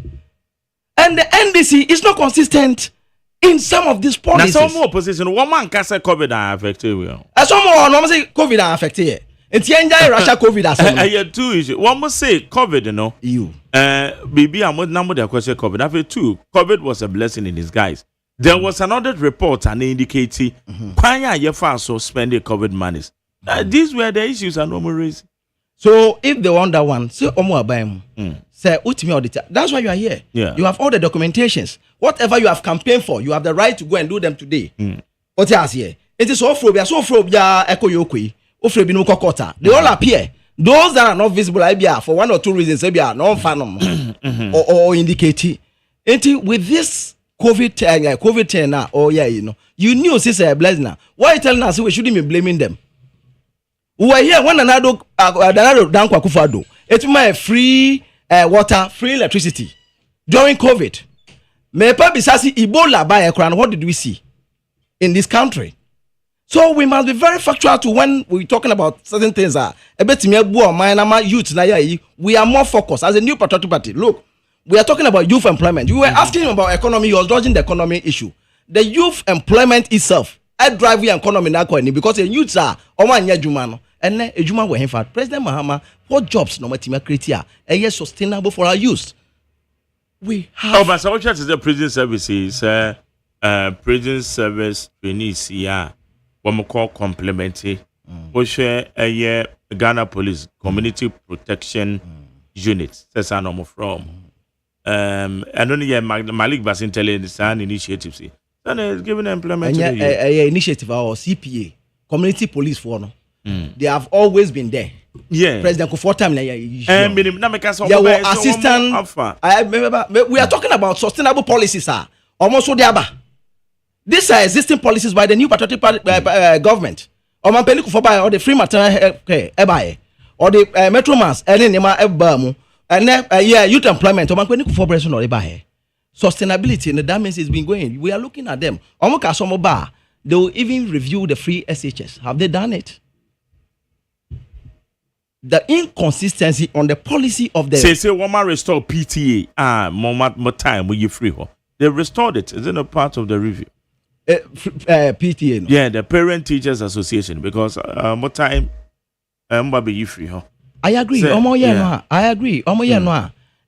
But we are talking about you said okay until reviewing that at the end until that means policy no. Now a good and asking good the free SHS because they were condemning when we were bringing also the NTB. He was just saying say party for NTB Ejuma MPP for say I'm free tuition for first years no. Let me tell you Franklin Kujo on record argue here see to strain the government because already financially they are struggling. Two, the NDC Mr. Clement Apak and Kasabe Khan and the NDC party itself were arguing. So the inconsistency in the NDC must be addressed because one, policy now ban, they couldn't address it well. Now you're talking about the other or say you also said MPP4 Madam K. Jemfua and then my main show NDC ni chairman ene yakwachere ne galamsey NDC ni am block kwan tax am block kwan for security agencies. Our hope soldier for credit me block kwan the machines are site machines are I don't want to be going on this kind of tangent because Ghanaians need more to hear. Yeah. And the more they want to hear is job and relief. They need relief. So if you have promised, say woba na mine no odi omunya bedrua ye menu Sam George. Also government it doesn't take a minute for government to even more friends declare state of emergency. If indeed, to me and for me, I know say mining is a sector a driving nation. Yeah. By then the forest reserves say ebe high our water bodies are ebe affected we're looking at it say any other yentimi emu aban. We have done some before. We didn't send water guard. We sent well-trained military men. We were here. Many miracle abaje nan moko twanswe mo ba na na se yen na be trust nya ya han a nka bebua nso na ye no no Ghana water ene Ghana water kire say anya careful nso nyina gi say import gba biu because yen nso nyina ko it's a major problem. I believe say heads on Ghana for yan fa ya adwene ntwatwa ekwa meso na betima ye ene ntia na MPP time yetimi the policy bi ba ye friend no gold catcher. Your proposal you say it is aimed at land degradation. See to me a year for a buying lack of transparency. No, I'm fighting Galamsey.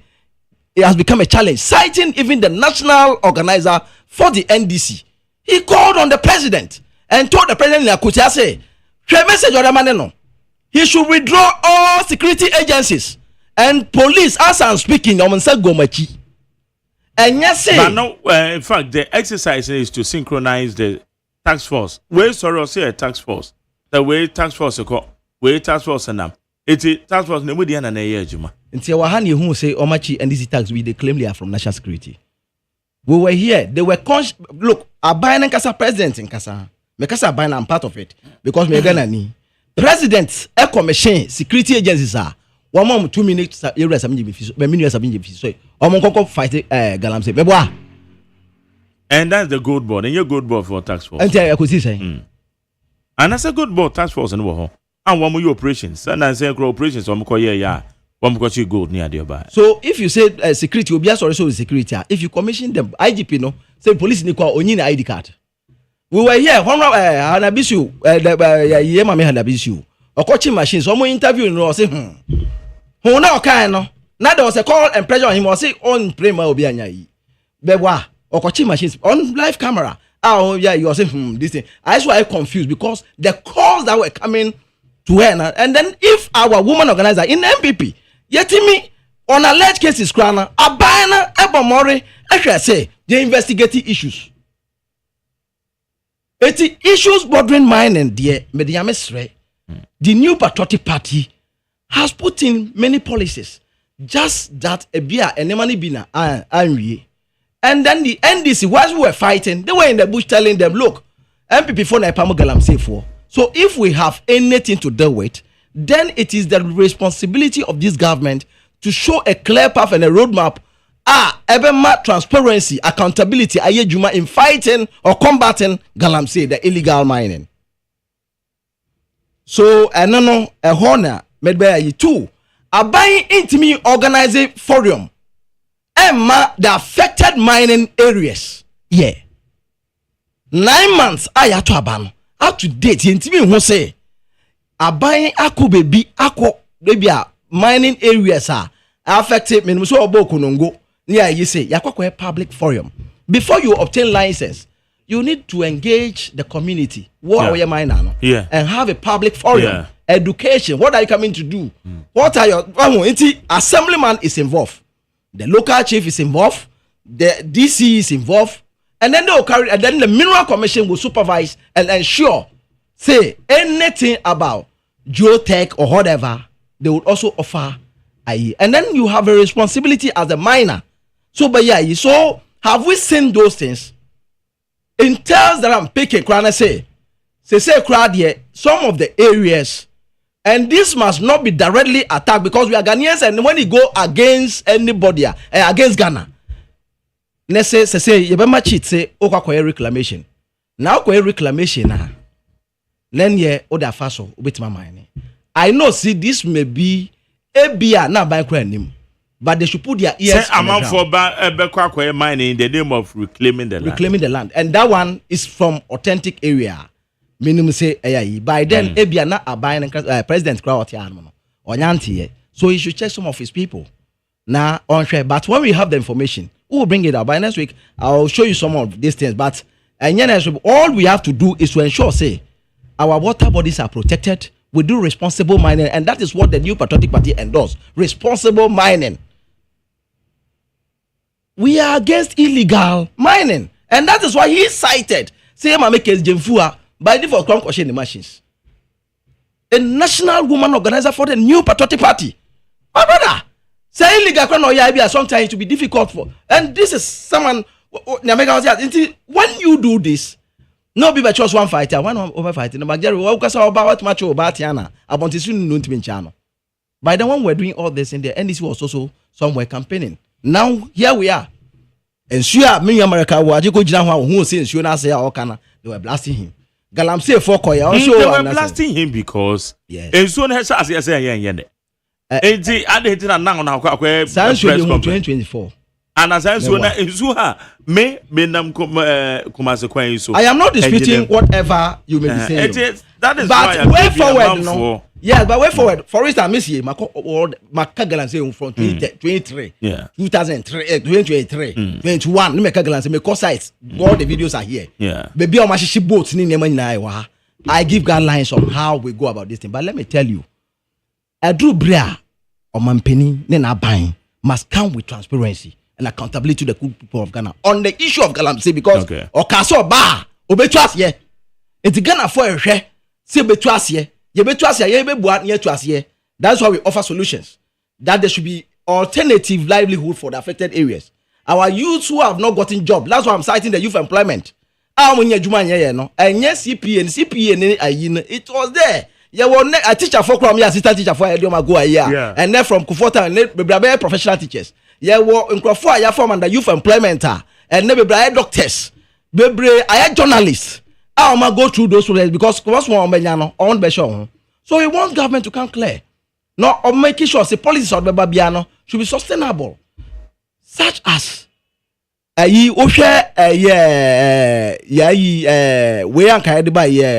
Nako. It was a good policy and although we have challenges, but look at we absorbing our graduates in our first 2 years in office when they were on the street. Graduates for unemployed association for our Ghana Hanum. So we are not talking about those things now. And graduates are although there's unemployment increase in the system. And a buying a sorry economically will be some economy also a name no matter maybe sir and black one can say and you no count or no cash matter and I think I be able so kind for ye because anytime people be cry to me ton and more food ye make I coffee you more free 2000 overseer coffee wayo oko a year so kan ya MPP nya wini na ate nema nyina so. It's unfortunate. We always have people who may go and then others may also come. You have come to government, a bit is so region. And then we are talking about health and its challenges. And then you are agenda one MPP abide the buy. And then agenda one in our store. Yantimi and come has but some buying say do better also. Also better also. How many months in 9 months. I hope a power queen. Governance and that for more. I hope a power queen. Apomodi e bini o kase galamse nsuo ya say ya de yare bai. Every year 7 day. Nembom we talking about and name my baby boy. You say apomodi I didn't say then they replace it. And now you are not a form of tifia on a yajumanye. We talking say a day ne abayan betimi e dia faso ajomo. E libi na nka agenda 111. Say to me real. All these things will absorb our people and meet international standards. People from Togo, for instance, they all just can. The team in a Buem district. Omo mo Buem border no so no. Ofa border da obe piem ngwase. Omo mo ho nyina to Togo for benya kwaba. Abehwe wapam de. Ebua e my economy na. Ebua on the border they will have to. Omo fa border on ma meboa. Omo de nema so beba Ghana aba beton. Economically ebe boyen. Exchange rate, forest rate. Ebe koso. Abwen. We're talking about KJB DAC. Border town, Menusu. Is that like the big one of the biggest borders? It was about it's even a regional border. It is a Menusu ewo KJB near Agenda 1 ewo Kase Konoma. This is also going to employ our people, and at the same time, a creative job Nessa a creative IGF for government because already and then the people living around there now, so there will not be a need for people to even travel from OT to Accra for work. Migration. Because when you and Kenya first over Pejuma, now OT region we have 4. Yet the new Patriotic Party administration OT. We have it in Chumuru, that's Chinderi. Then we have one in Pasa. Agenda 111. We have one in KJB and one in up to 9 months. Me monitor senka. Nya bedru ankaye dambai to Nkwenta Road. Samre nkanebia. Nyame anim nie eye 9 MPs na efie hormo no na nka wan start initiate say o mebo more because na do dan akufado ebo more from peve eba no watwa kwan ni bi udru from Central Coffee right to KJB jasikan asphalt overlay ya bi enema promise enema modbema KJB including say Muslim be factory bakwa my wo jasikan ginger factory saneman maka wan asema nyame ncha de. They have promised during the vetting, my own elder brother and an uncle, Honorable Japon Kuju, the minister for OT. During the vetting, I'm privileged toward those things too. And I promise you, say yes. They say Greek factory back home. And even the president has said that he was going to support that idea. 9 months the line, in the hotel region, we are pleading. Our people need jobs. We're talking about human empowerment. The insecurity, ACC. So we are looking at this here by address. That is where I will even come. You ask me about Ablekuma. Ablekuma for na echiom. Okay, I say Yura IGP in Kanye or Nyetwe at least for public interest, not the show. So that at least if you see something, say something. And so nebit makoso. Then one more for Ablekuma no. Will you compare that one to the Kumasi one when these boys were handcuffed and sent to court? And it's visible, everybody watched them. Their arrests were in the news. But still, there were conviction. It tells you, say conviction, no. Even though they bisana, even maybe transparency.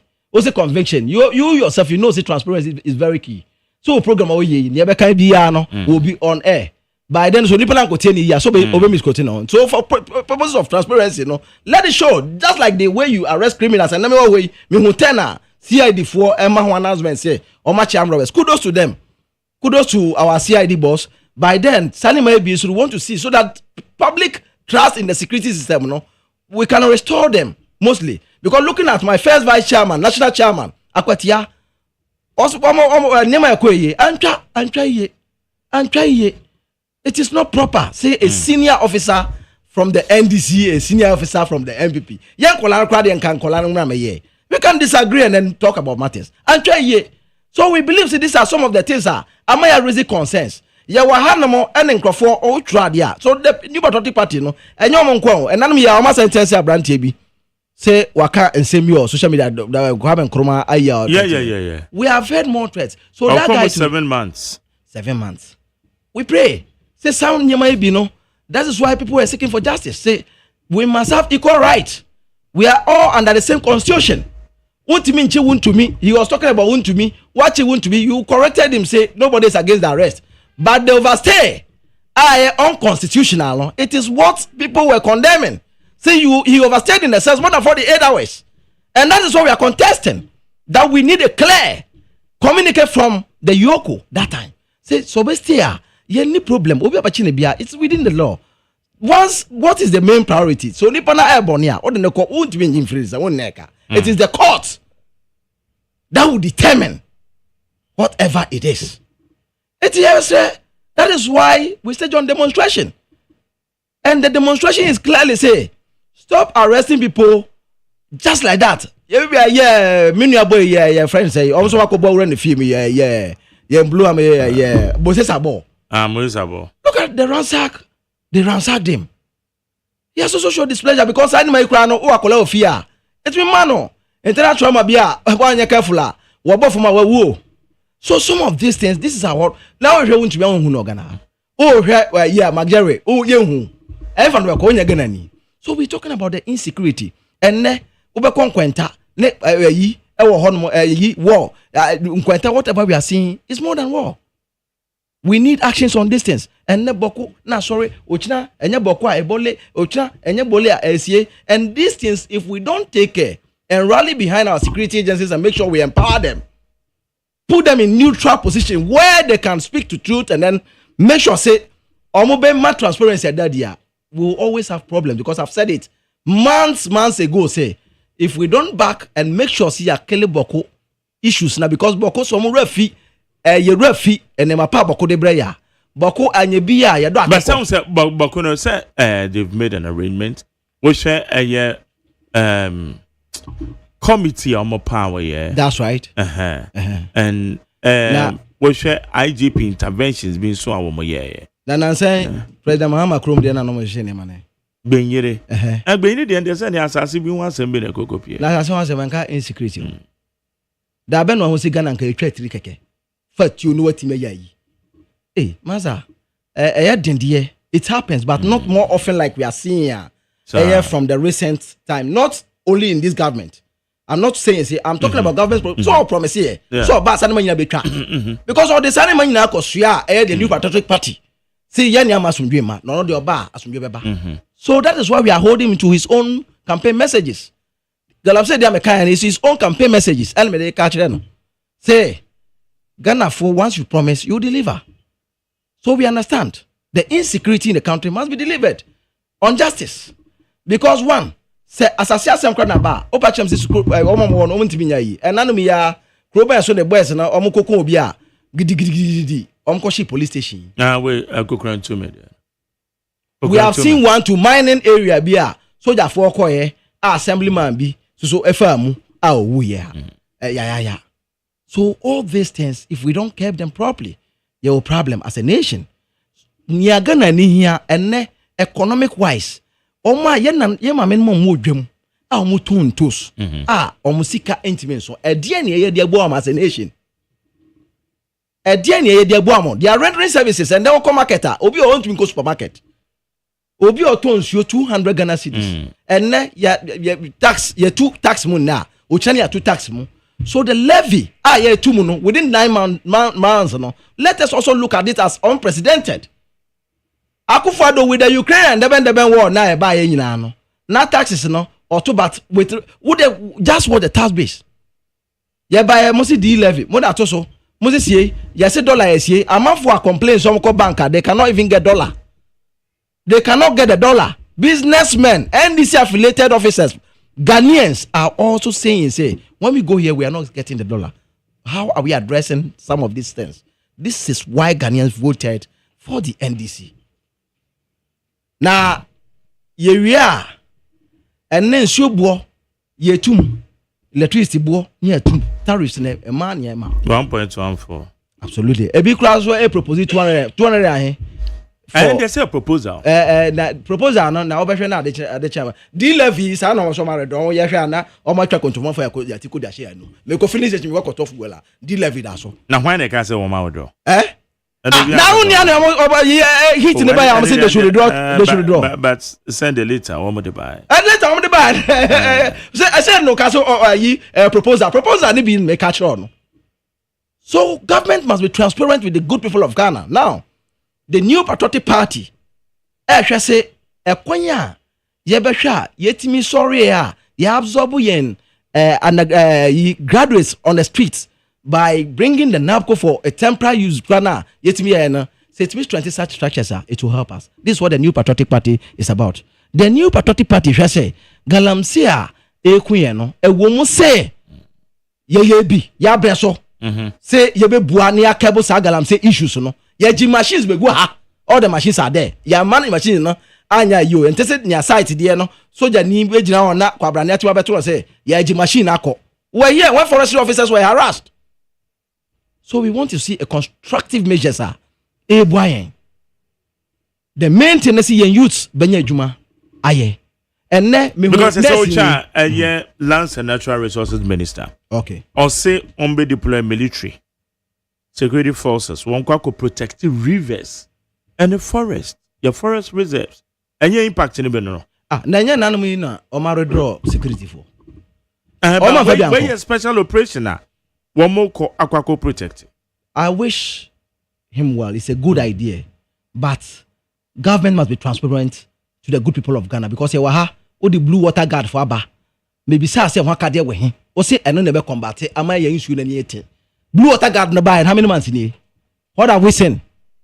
Military for no is good. They are end result. That is why make a security for we should do. By then, no, you use military. I said this thing on one of your sister stations, Gasman. And me catch him and say these are the issues because one alternative livelihood. You must plan for something. I bet me, it's not just the water body. Okay, water body now. Okay, you know what of the other areas now? Go to among Kovane. Bebia among two so among Kovane. So we need public forum in the affected mining areas. You need education. We need to engage them first. We need first of all engagement with them. Na ahem for no yadi omoka. Just like we propose in the new patriotic party. And it's a community mining by so that one community home. Now ye nana nitua assemblyman nitua unit committee nitua. Throw driver or okromo na nitua. Information because I bet you okrom. We would ensure say Ghana must be safe and we must all live in peace. Elections are going to try about policies and such as the gold catcher policy that we have proposed. on our way, and then the community mining as an alternative livelihood also no or share planting for food and jobs has been one of the major things in Kaibuan. But yeah, you know, ne ebimuso ewachiri esen. So nana do dan kwakufa do aban wa ye ni. Na ma menchire obi. Wohu opinion na o nana do officer allegations keke. O man ko traffic on the issue of Abrante no bo ni ma bi so that's why I'm referring him. Obo Yebra Professor Frempong Watindi. Yeah. Nanado took interest in that case and investigated it. You saw it. It was in the public domain. Say Obiabewo interest, I mean interest, and say Ghana, our youths must be placed first. It's in the best to hinder away there. Oh, you mean you are crowded there, then you must go. Bring policies that will help our youth get jobs, employed by giving them skills, training, ne ai.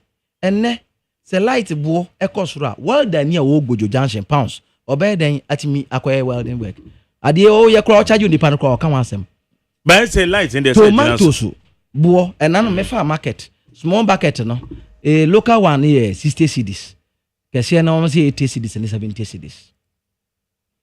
Oti eduane e fi hon mo ba. Ye nuano ma promise say mo ba.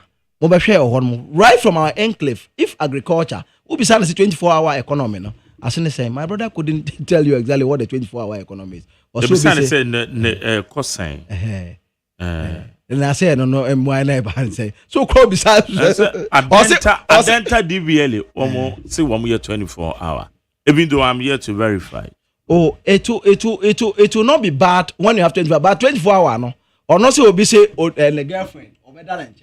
Of course, yeah, a shift program. It should have been a shift program. But today, it's not materialized as we see. You said 9 months. Your key policies should have been implemented. Nanado Kubai or say, I'm going to make sure some member free SHS.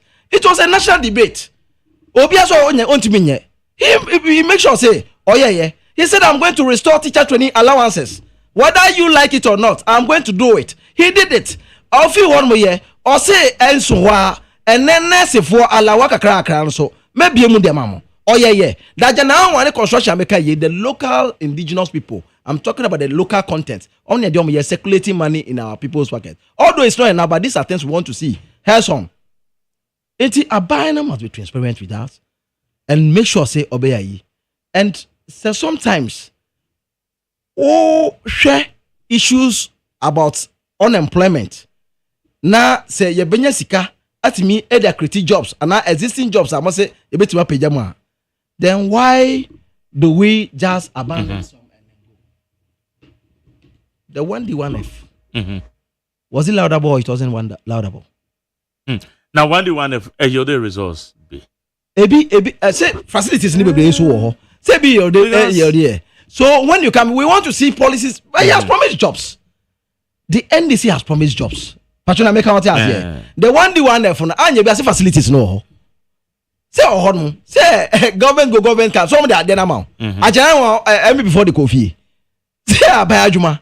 So we expect say niebe bua amagana for atimanya nnwuma ye no. Ene abayan na hwemu ni anhwenye. Ni anhwenye. Ena no me hu nasi ni bia no wo aye o kasa ewo one of the social media platforms. Or say obi okọ no saba no bi kire so onko nasi a onko. Se ni nua bi konesi na ontu no fo so obekọ biom. Enne ya hu se teacher fo a omantima ntu amoka boy bi bae o se ni mama ewu from central region o demand ni sika. E wo se ka asempa e kire on. These are our youths. No matter what the situation is, they're also working.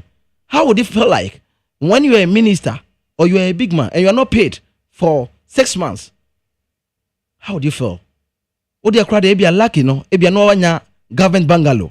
What of the ordinary guy now, office central region, or my transfer from somewhere else? I'll be transferred.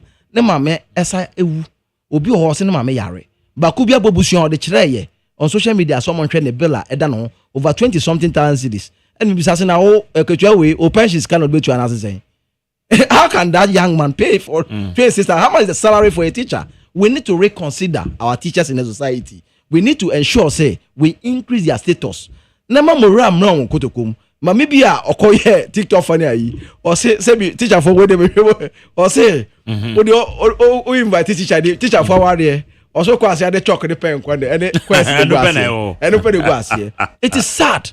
That means people still have that ayi. Meanwhile, that mentality. That absolutely, but it is the teacher who taught us to become who we are.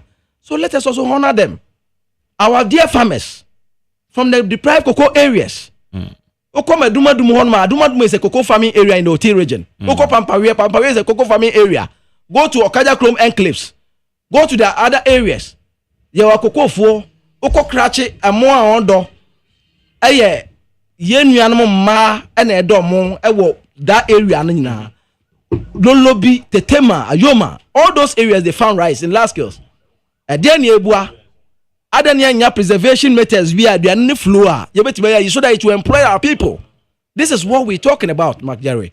I was here to me where say Abano Benya enough. That is why the 1D1F I mentioned say a DNA a bit to me because government come. Yeah, facilities no crowd to all they granted. But to me personally, I know Katanga then Juma with free go for some time. Eti Bakos was here. Se ene garini niema ye doi eduane tibi bua ebedu ebi no nya tofo aden yen strengthen empesalos for food preservation so that these two can employ people. We can inject money into these people's businesses just like we did at ayi oko villages a emaba o mgu obebrenya enyema adwuma o mesua during our time we were more lobby the machines come on o be trade near ina they went into it but it's not enough. Yeah, where we have other things. You know, for instance, Amafo Bian will say when it comes to iron ore, it's Oti region now. When it comes to nickel, it's Oti region. Nickel in Jamulu Kejebi area. When we talk about other minerals, Amansu area in our potentials. But we need a constructive way because one, at the end, you're able to make the indigenous people and get us work. How are we going to grow our own engineers?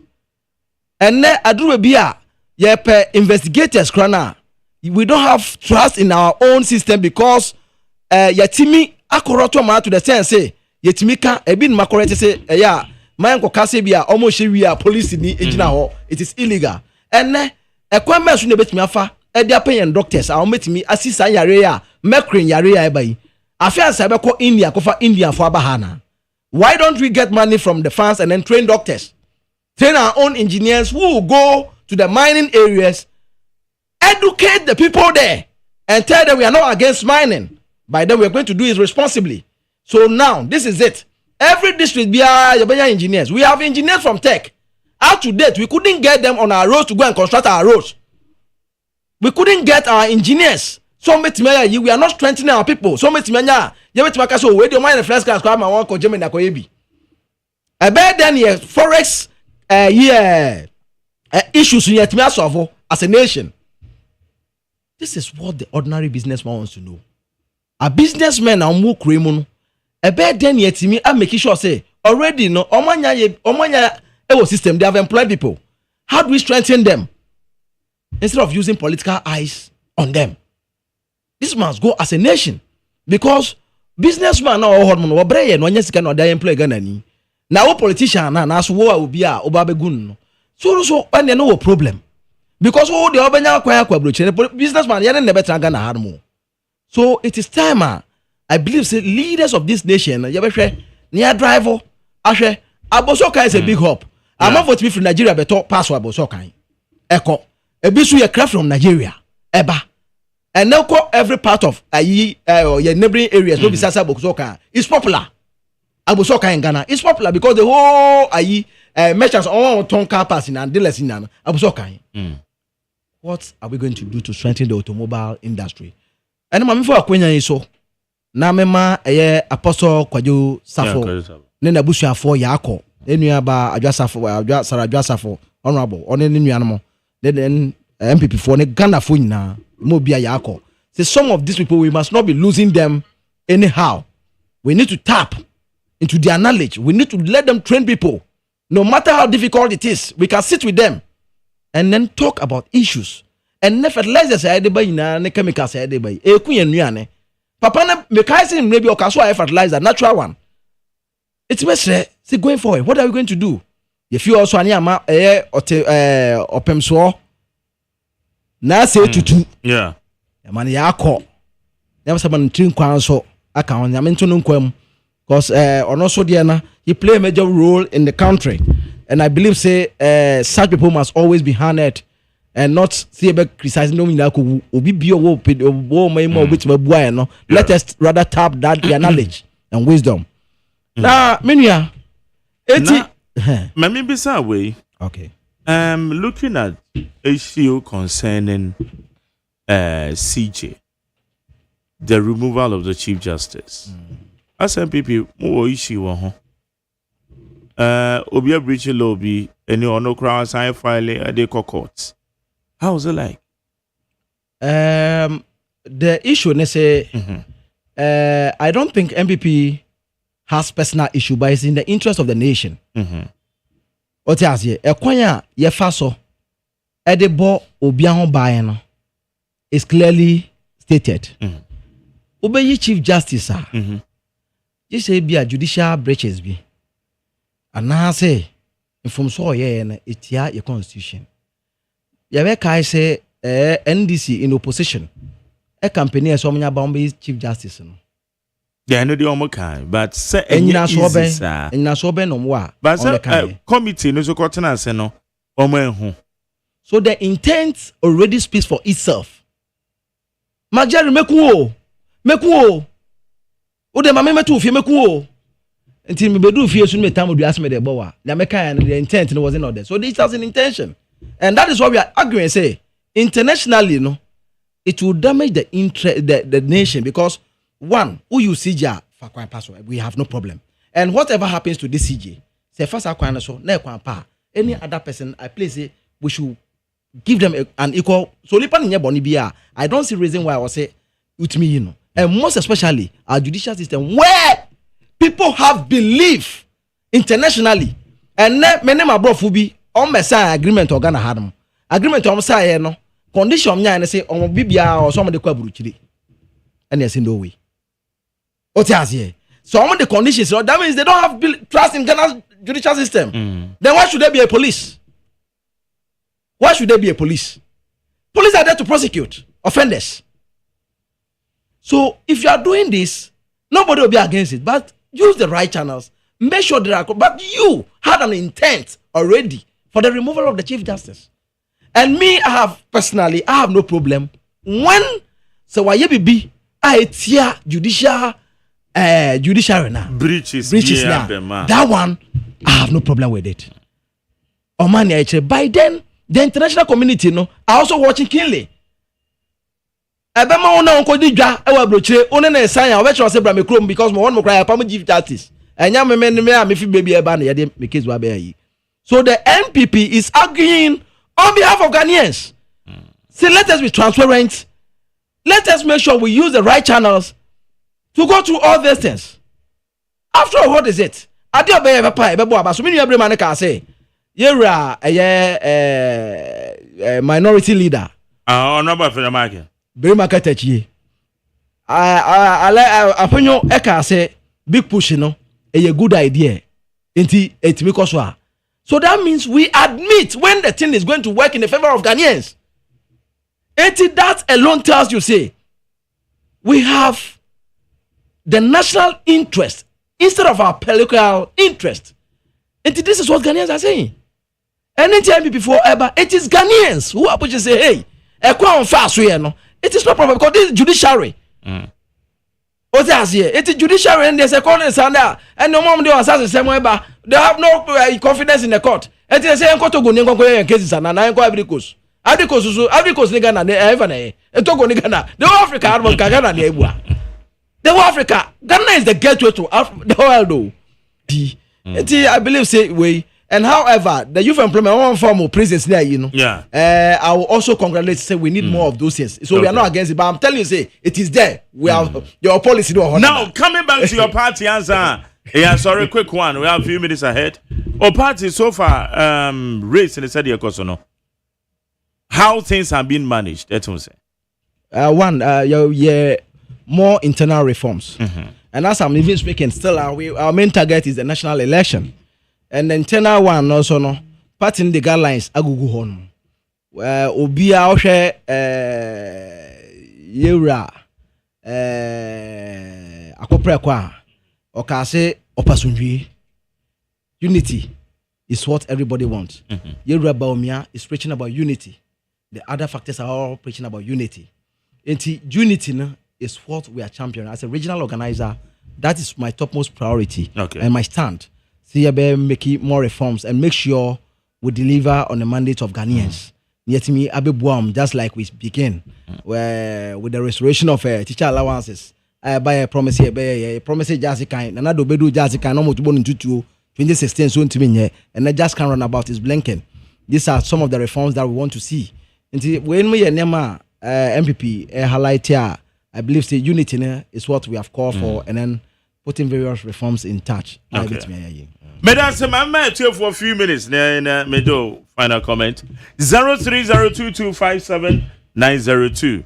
0302257902. 0302243540. Felix Ade Oye OT Regional Youth OT Regional Organizer of the NPP. On now earlier, what a mad Jibril. Also a deputy director of elections at the DC. Mama Jojo Cheto Nianko, your brain into Bonito. Majo. Yes, I tell Uncle. Honorable Naya Kasafi Tabora. Yeah, no. Memo Adi. But when you can. Bebacha Yanko and Mede and Yahana Bizamka. Metame Comenco. Contact you, Mate. Ade was me bona baso akasa yi for the composition pa adwenka se Jombo do tie program no na me ma me help me say ono so tie program no na Dr. Mahmoud Bamia incoming president ono so tie pa yi Mike ye do ya na ene we ya Ghana ni na o bompa say Yewra Mahama e ba be bibi amawa sidi hu enya dia papa we bitimi aye bibia ma ko 2016 kra no owa akwanya esa agba bi o ka kire si onti obia na o betwa ne 4 years asako Mike omo buy 9 months Mike o betimi e do nsa kire ade ba kon Yewra Mahama aye dia bo omo enso ye ka 9 months ye ka omo dia be lokro omo ya enye ka ketoa ke ene garam so e dia aye yisu Nanado time almost MPP for need to. In Nanado ni bod. The NDC for need to ana. Papa di issue aye. Na me wakonya Yewra Mahama kwa abuti. Nkomo serve na aduane a. Me wakonya nkomo Yewra Mahama kwa abuti. Nkomo serve na aduane a kapio isuo na waye ne sanka me bi serve no ma na no. Enti message the way Ghana ni a me say Yewra Mahama oba be bi ama na. Okay. Yewra Mahama be di akonwa iso Mike Medemanu obedi akonwa so 3 months 2 months and the bash share boxing Madam say mama come for na me fa me ba so majo. Yes I tell. Chairman Maji. Yes sir. Mimi to party. Ashima so waka na bile. Masomo odo me kwa ya taifa na mibutu. Chairman Maji, what mean say program awe ayewa ni habet. Yes, we some idea no Chinese as a Beba to anya mani ha me fe ni ha anya me program yonko. Matias here. Na yanya hiti hono. Nyanya ni fiti follow ti ma kana mimi hunu ti makama jime. Bibi. Papa ya uti regional organizers nai. Minima da ebra na ba wo power no. No okay di MPP no. Ana sa fe no ba MPP ni. Sabiu itinansa we na 73. I don't want to remember what was in the cabinet. And I think of Nelson Walker. I think I could let one of us. Yes, some. The Nelson Summer or Trek and with the oil. Ya Jatu, yeah, and just a penny for penny. No more winning. So, when you move on, and can say, I'm poor. So, you see a cup by a badada, just Musi ọrụ na ama Oh my God, say I say it's assay. Obi about 8 years.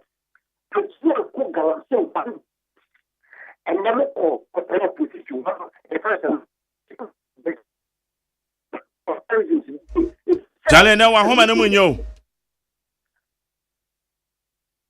Hello. Okay. Mame va ofro to ba wa homa na munye. Be ba so ba jo. Good evening. Yes sir, you tell yanko. Bright in America, Africa, so guy.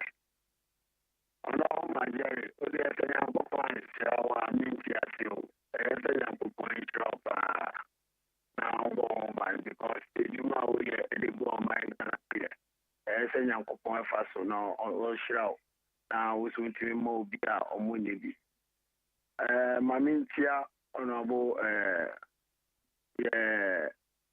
communication officer, honorable, Wonim ne dia yanko as honorable said you get here any honorable Julius Debra me tell and then me any honorable Madi Jibril Yame Kano Papa. Yeah, Anka Galam says, you know, Anka Yama Nanado Binum ya Anka Ever my size John Domani Mahama Diano. Because more 8 years now MPP4 Ebetina Benyamo. Nanado Ekatere or the presidency is so and they are fighting Galam say no. When Timian fight it. Ye Chireno now Mubo and now Mutu Galam say no. SAESU. Excellency John Dramani Mahama. Ewo Ghana Udo. Na Minister Galam say fight it or be fight it. Ama Yesu I say any assassin ya say no. Nina beba bad because Osha big pusher. Excellency John Dramani Mahama launch here across the country. Yebe Kwan Bibre, Edia Mandana for Okotema Port at 24-hour economy.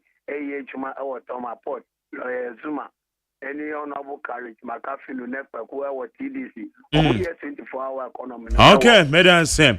Mame fa di odi o me ba cho majo. Mejo Zuma Jari. Yetio.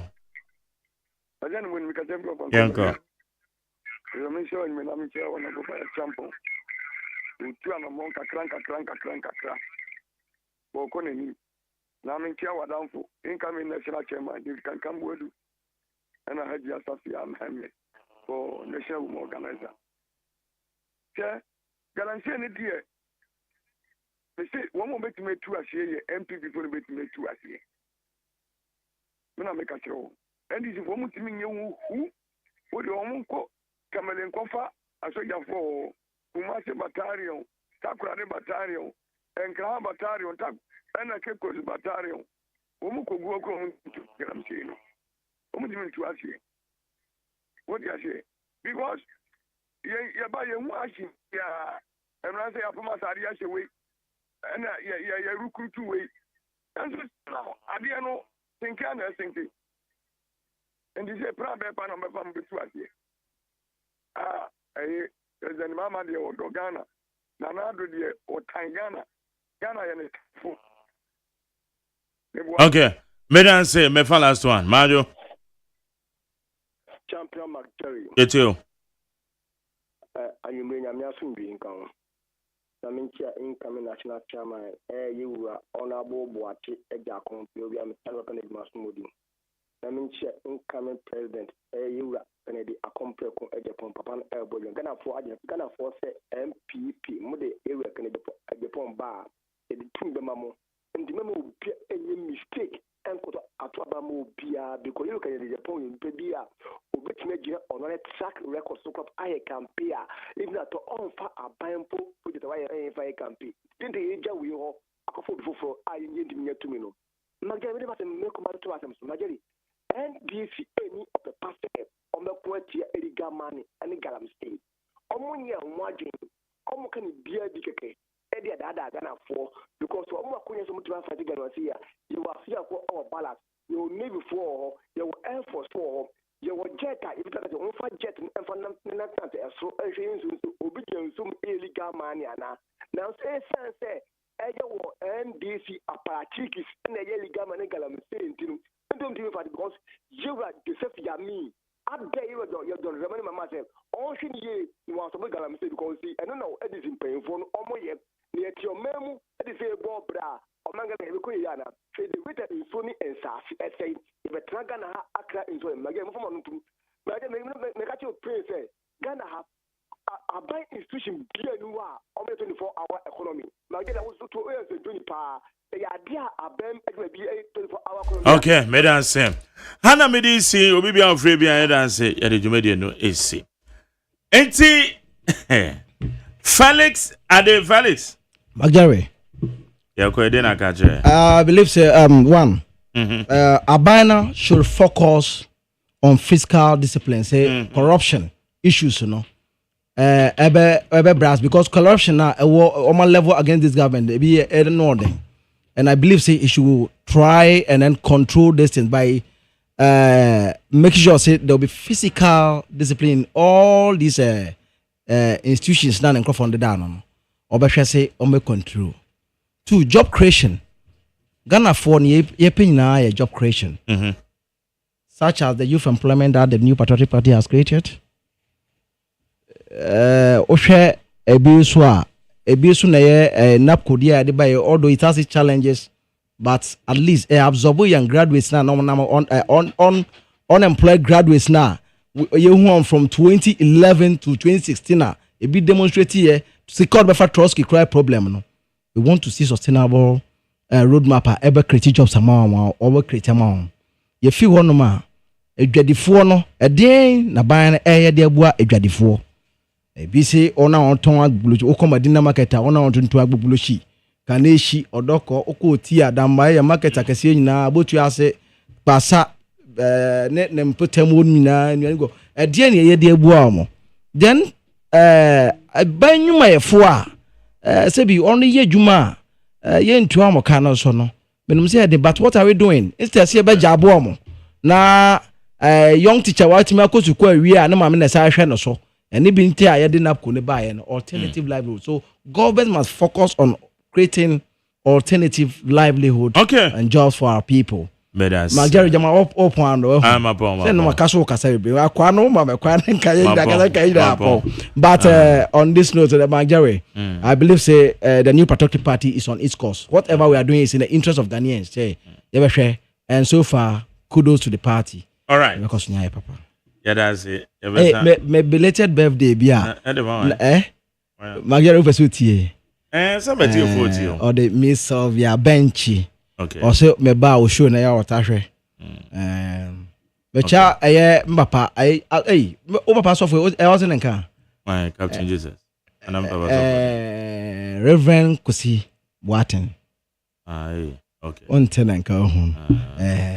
Mecha no bad amoka before the elections. Yes, it's true.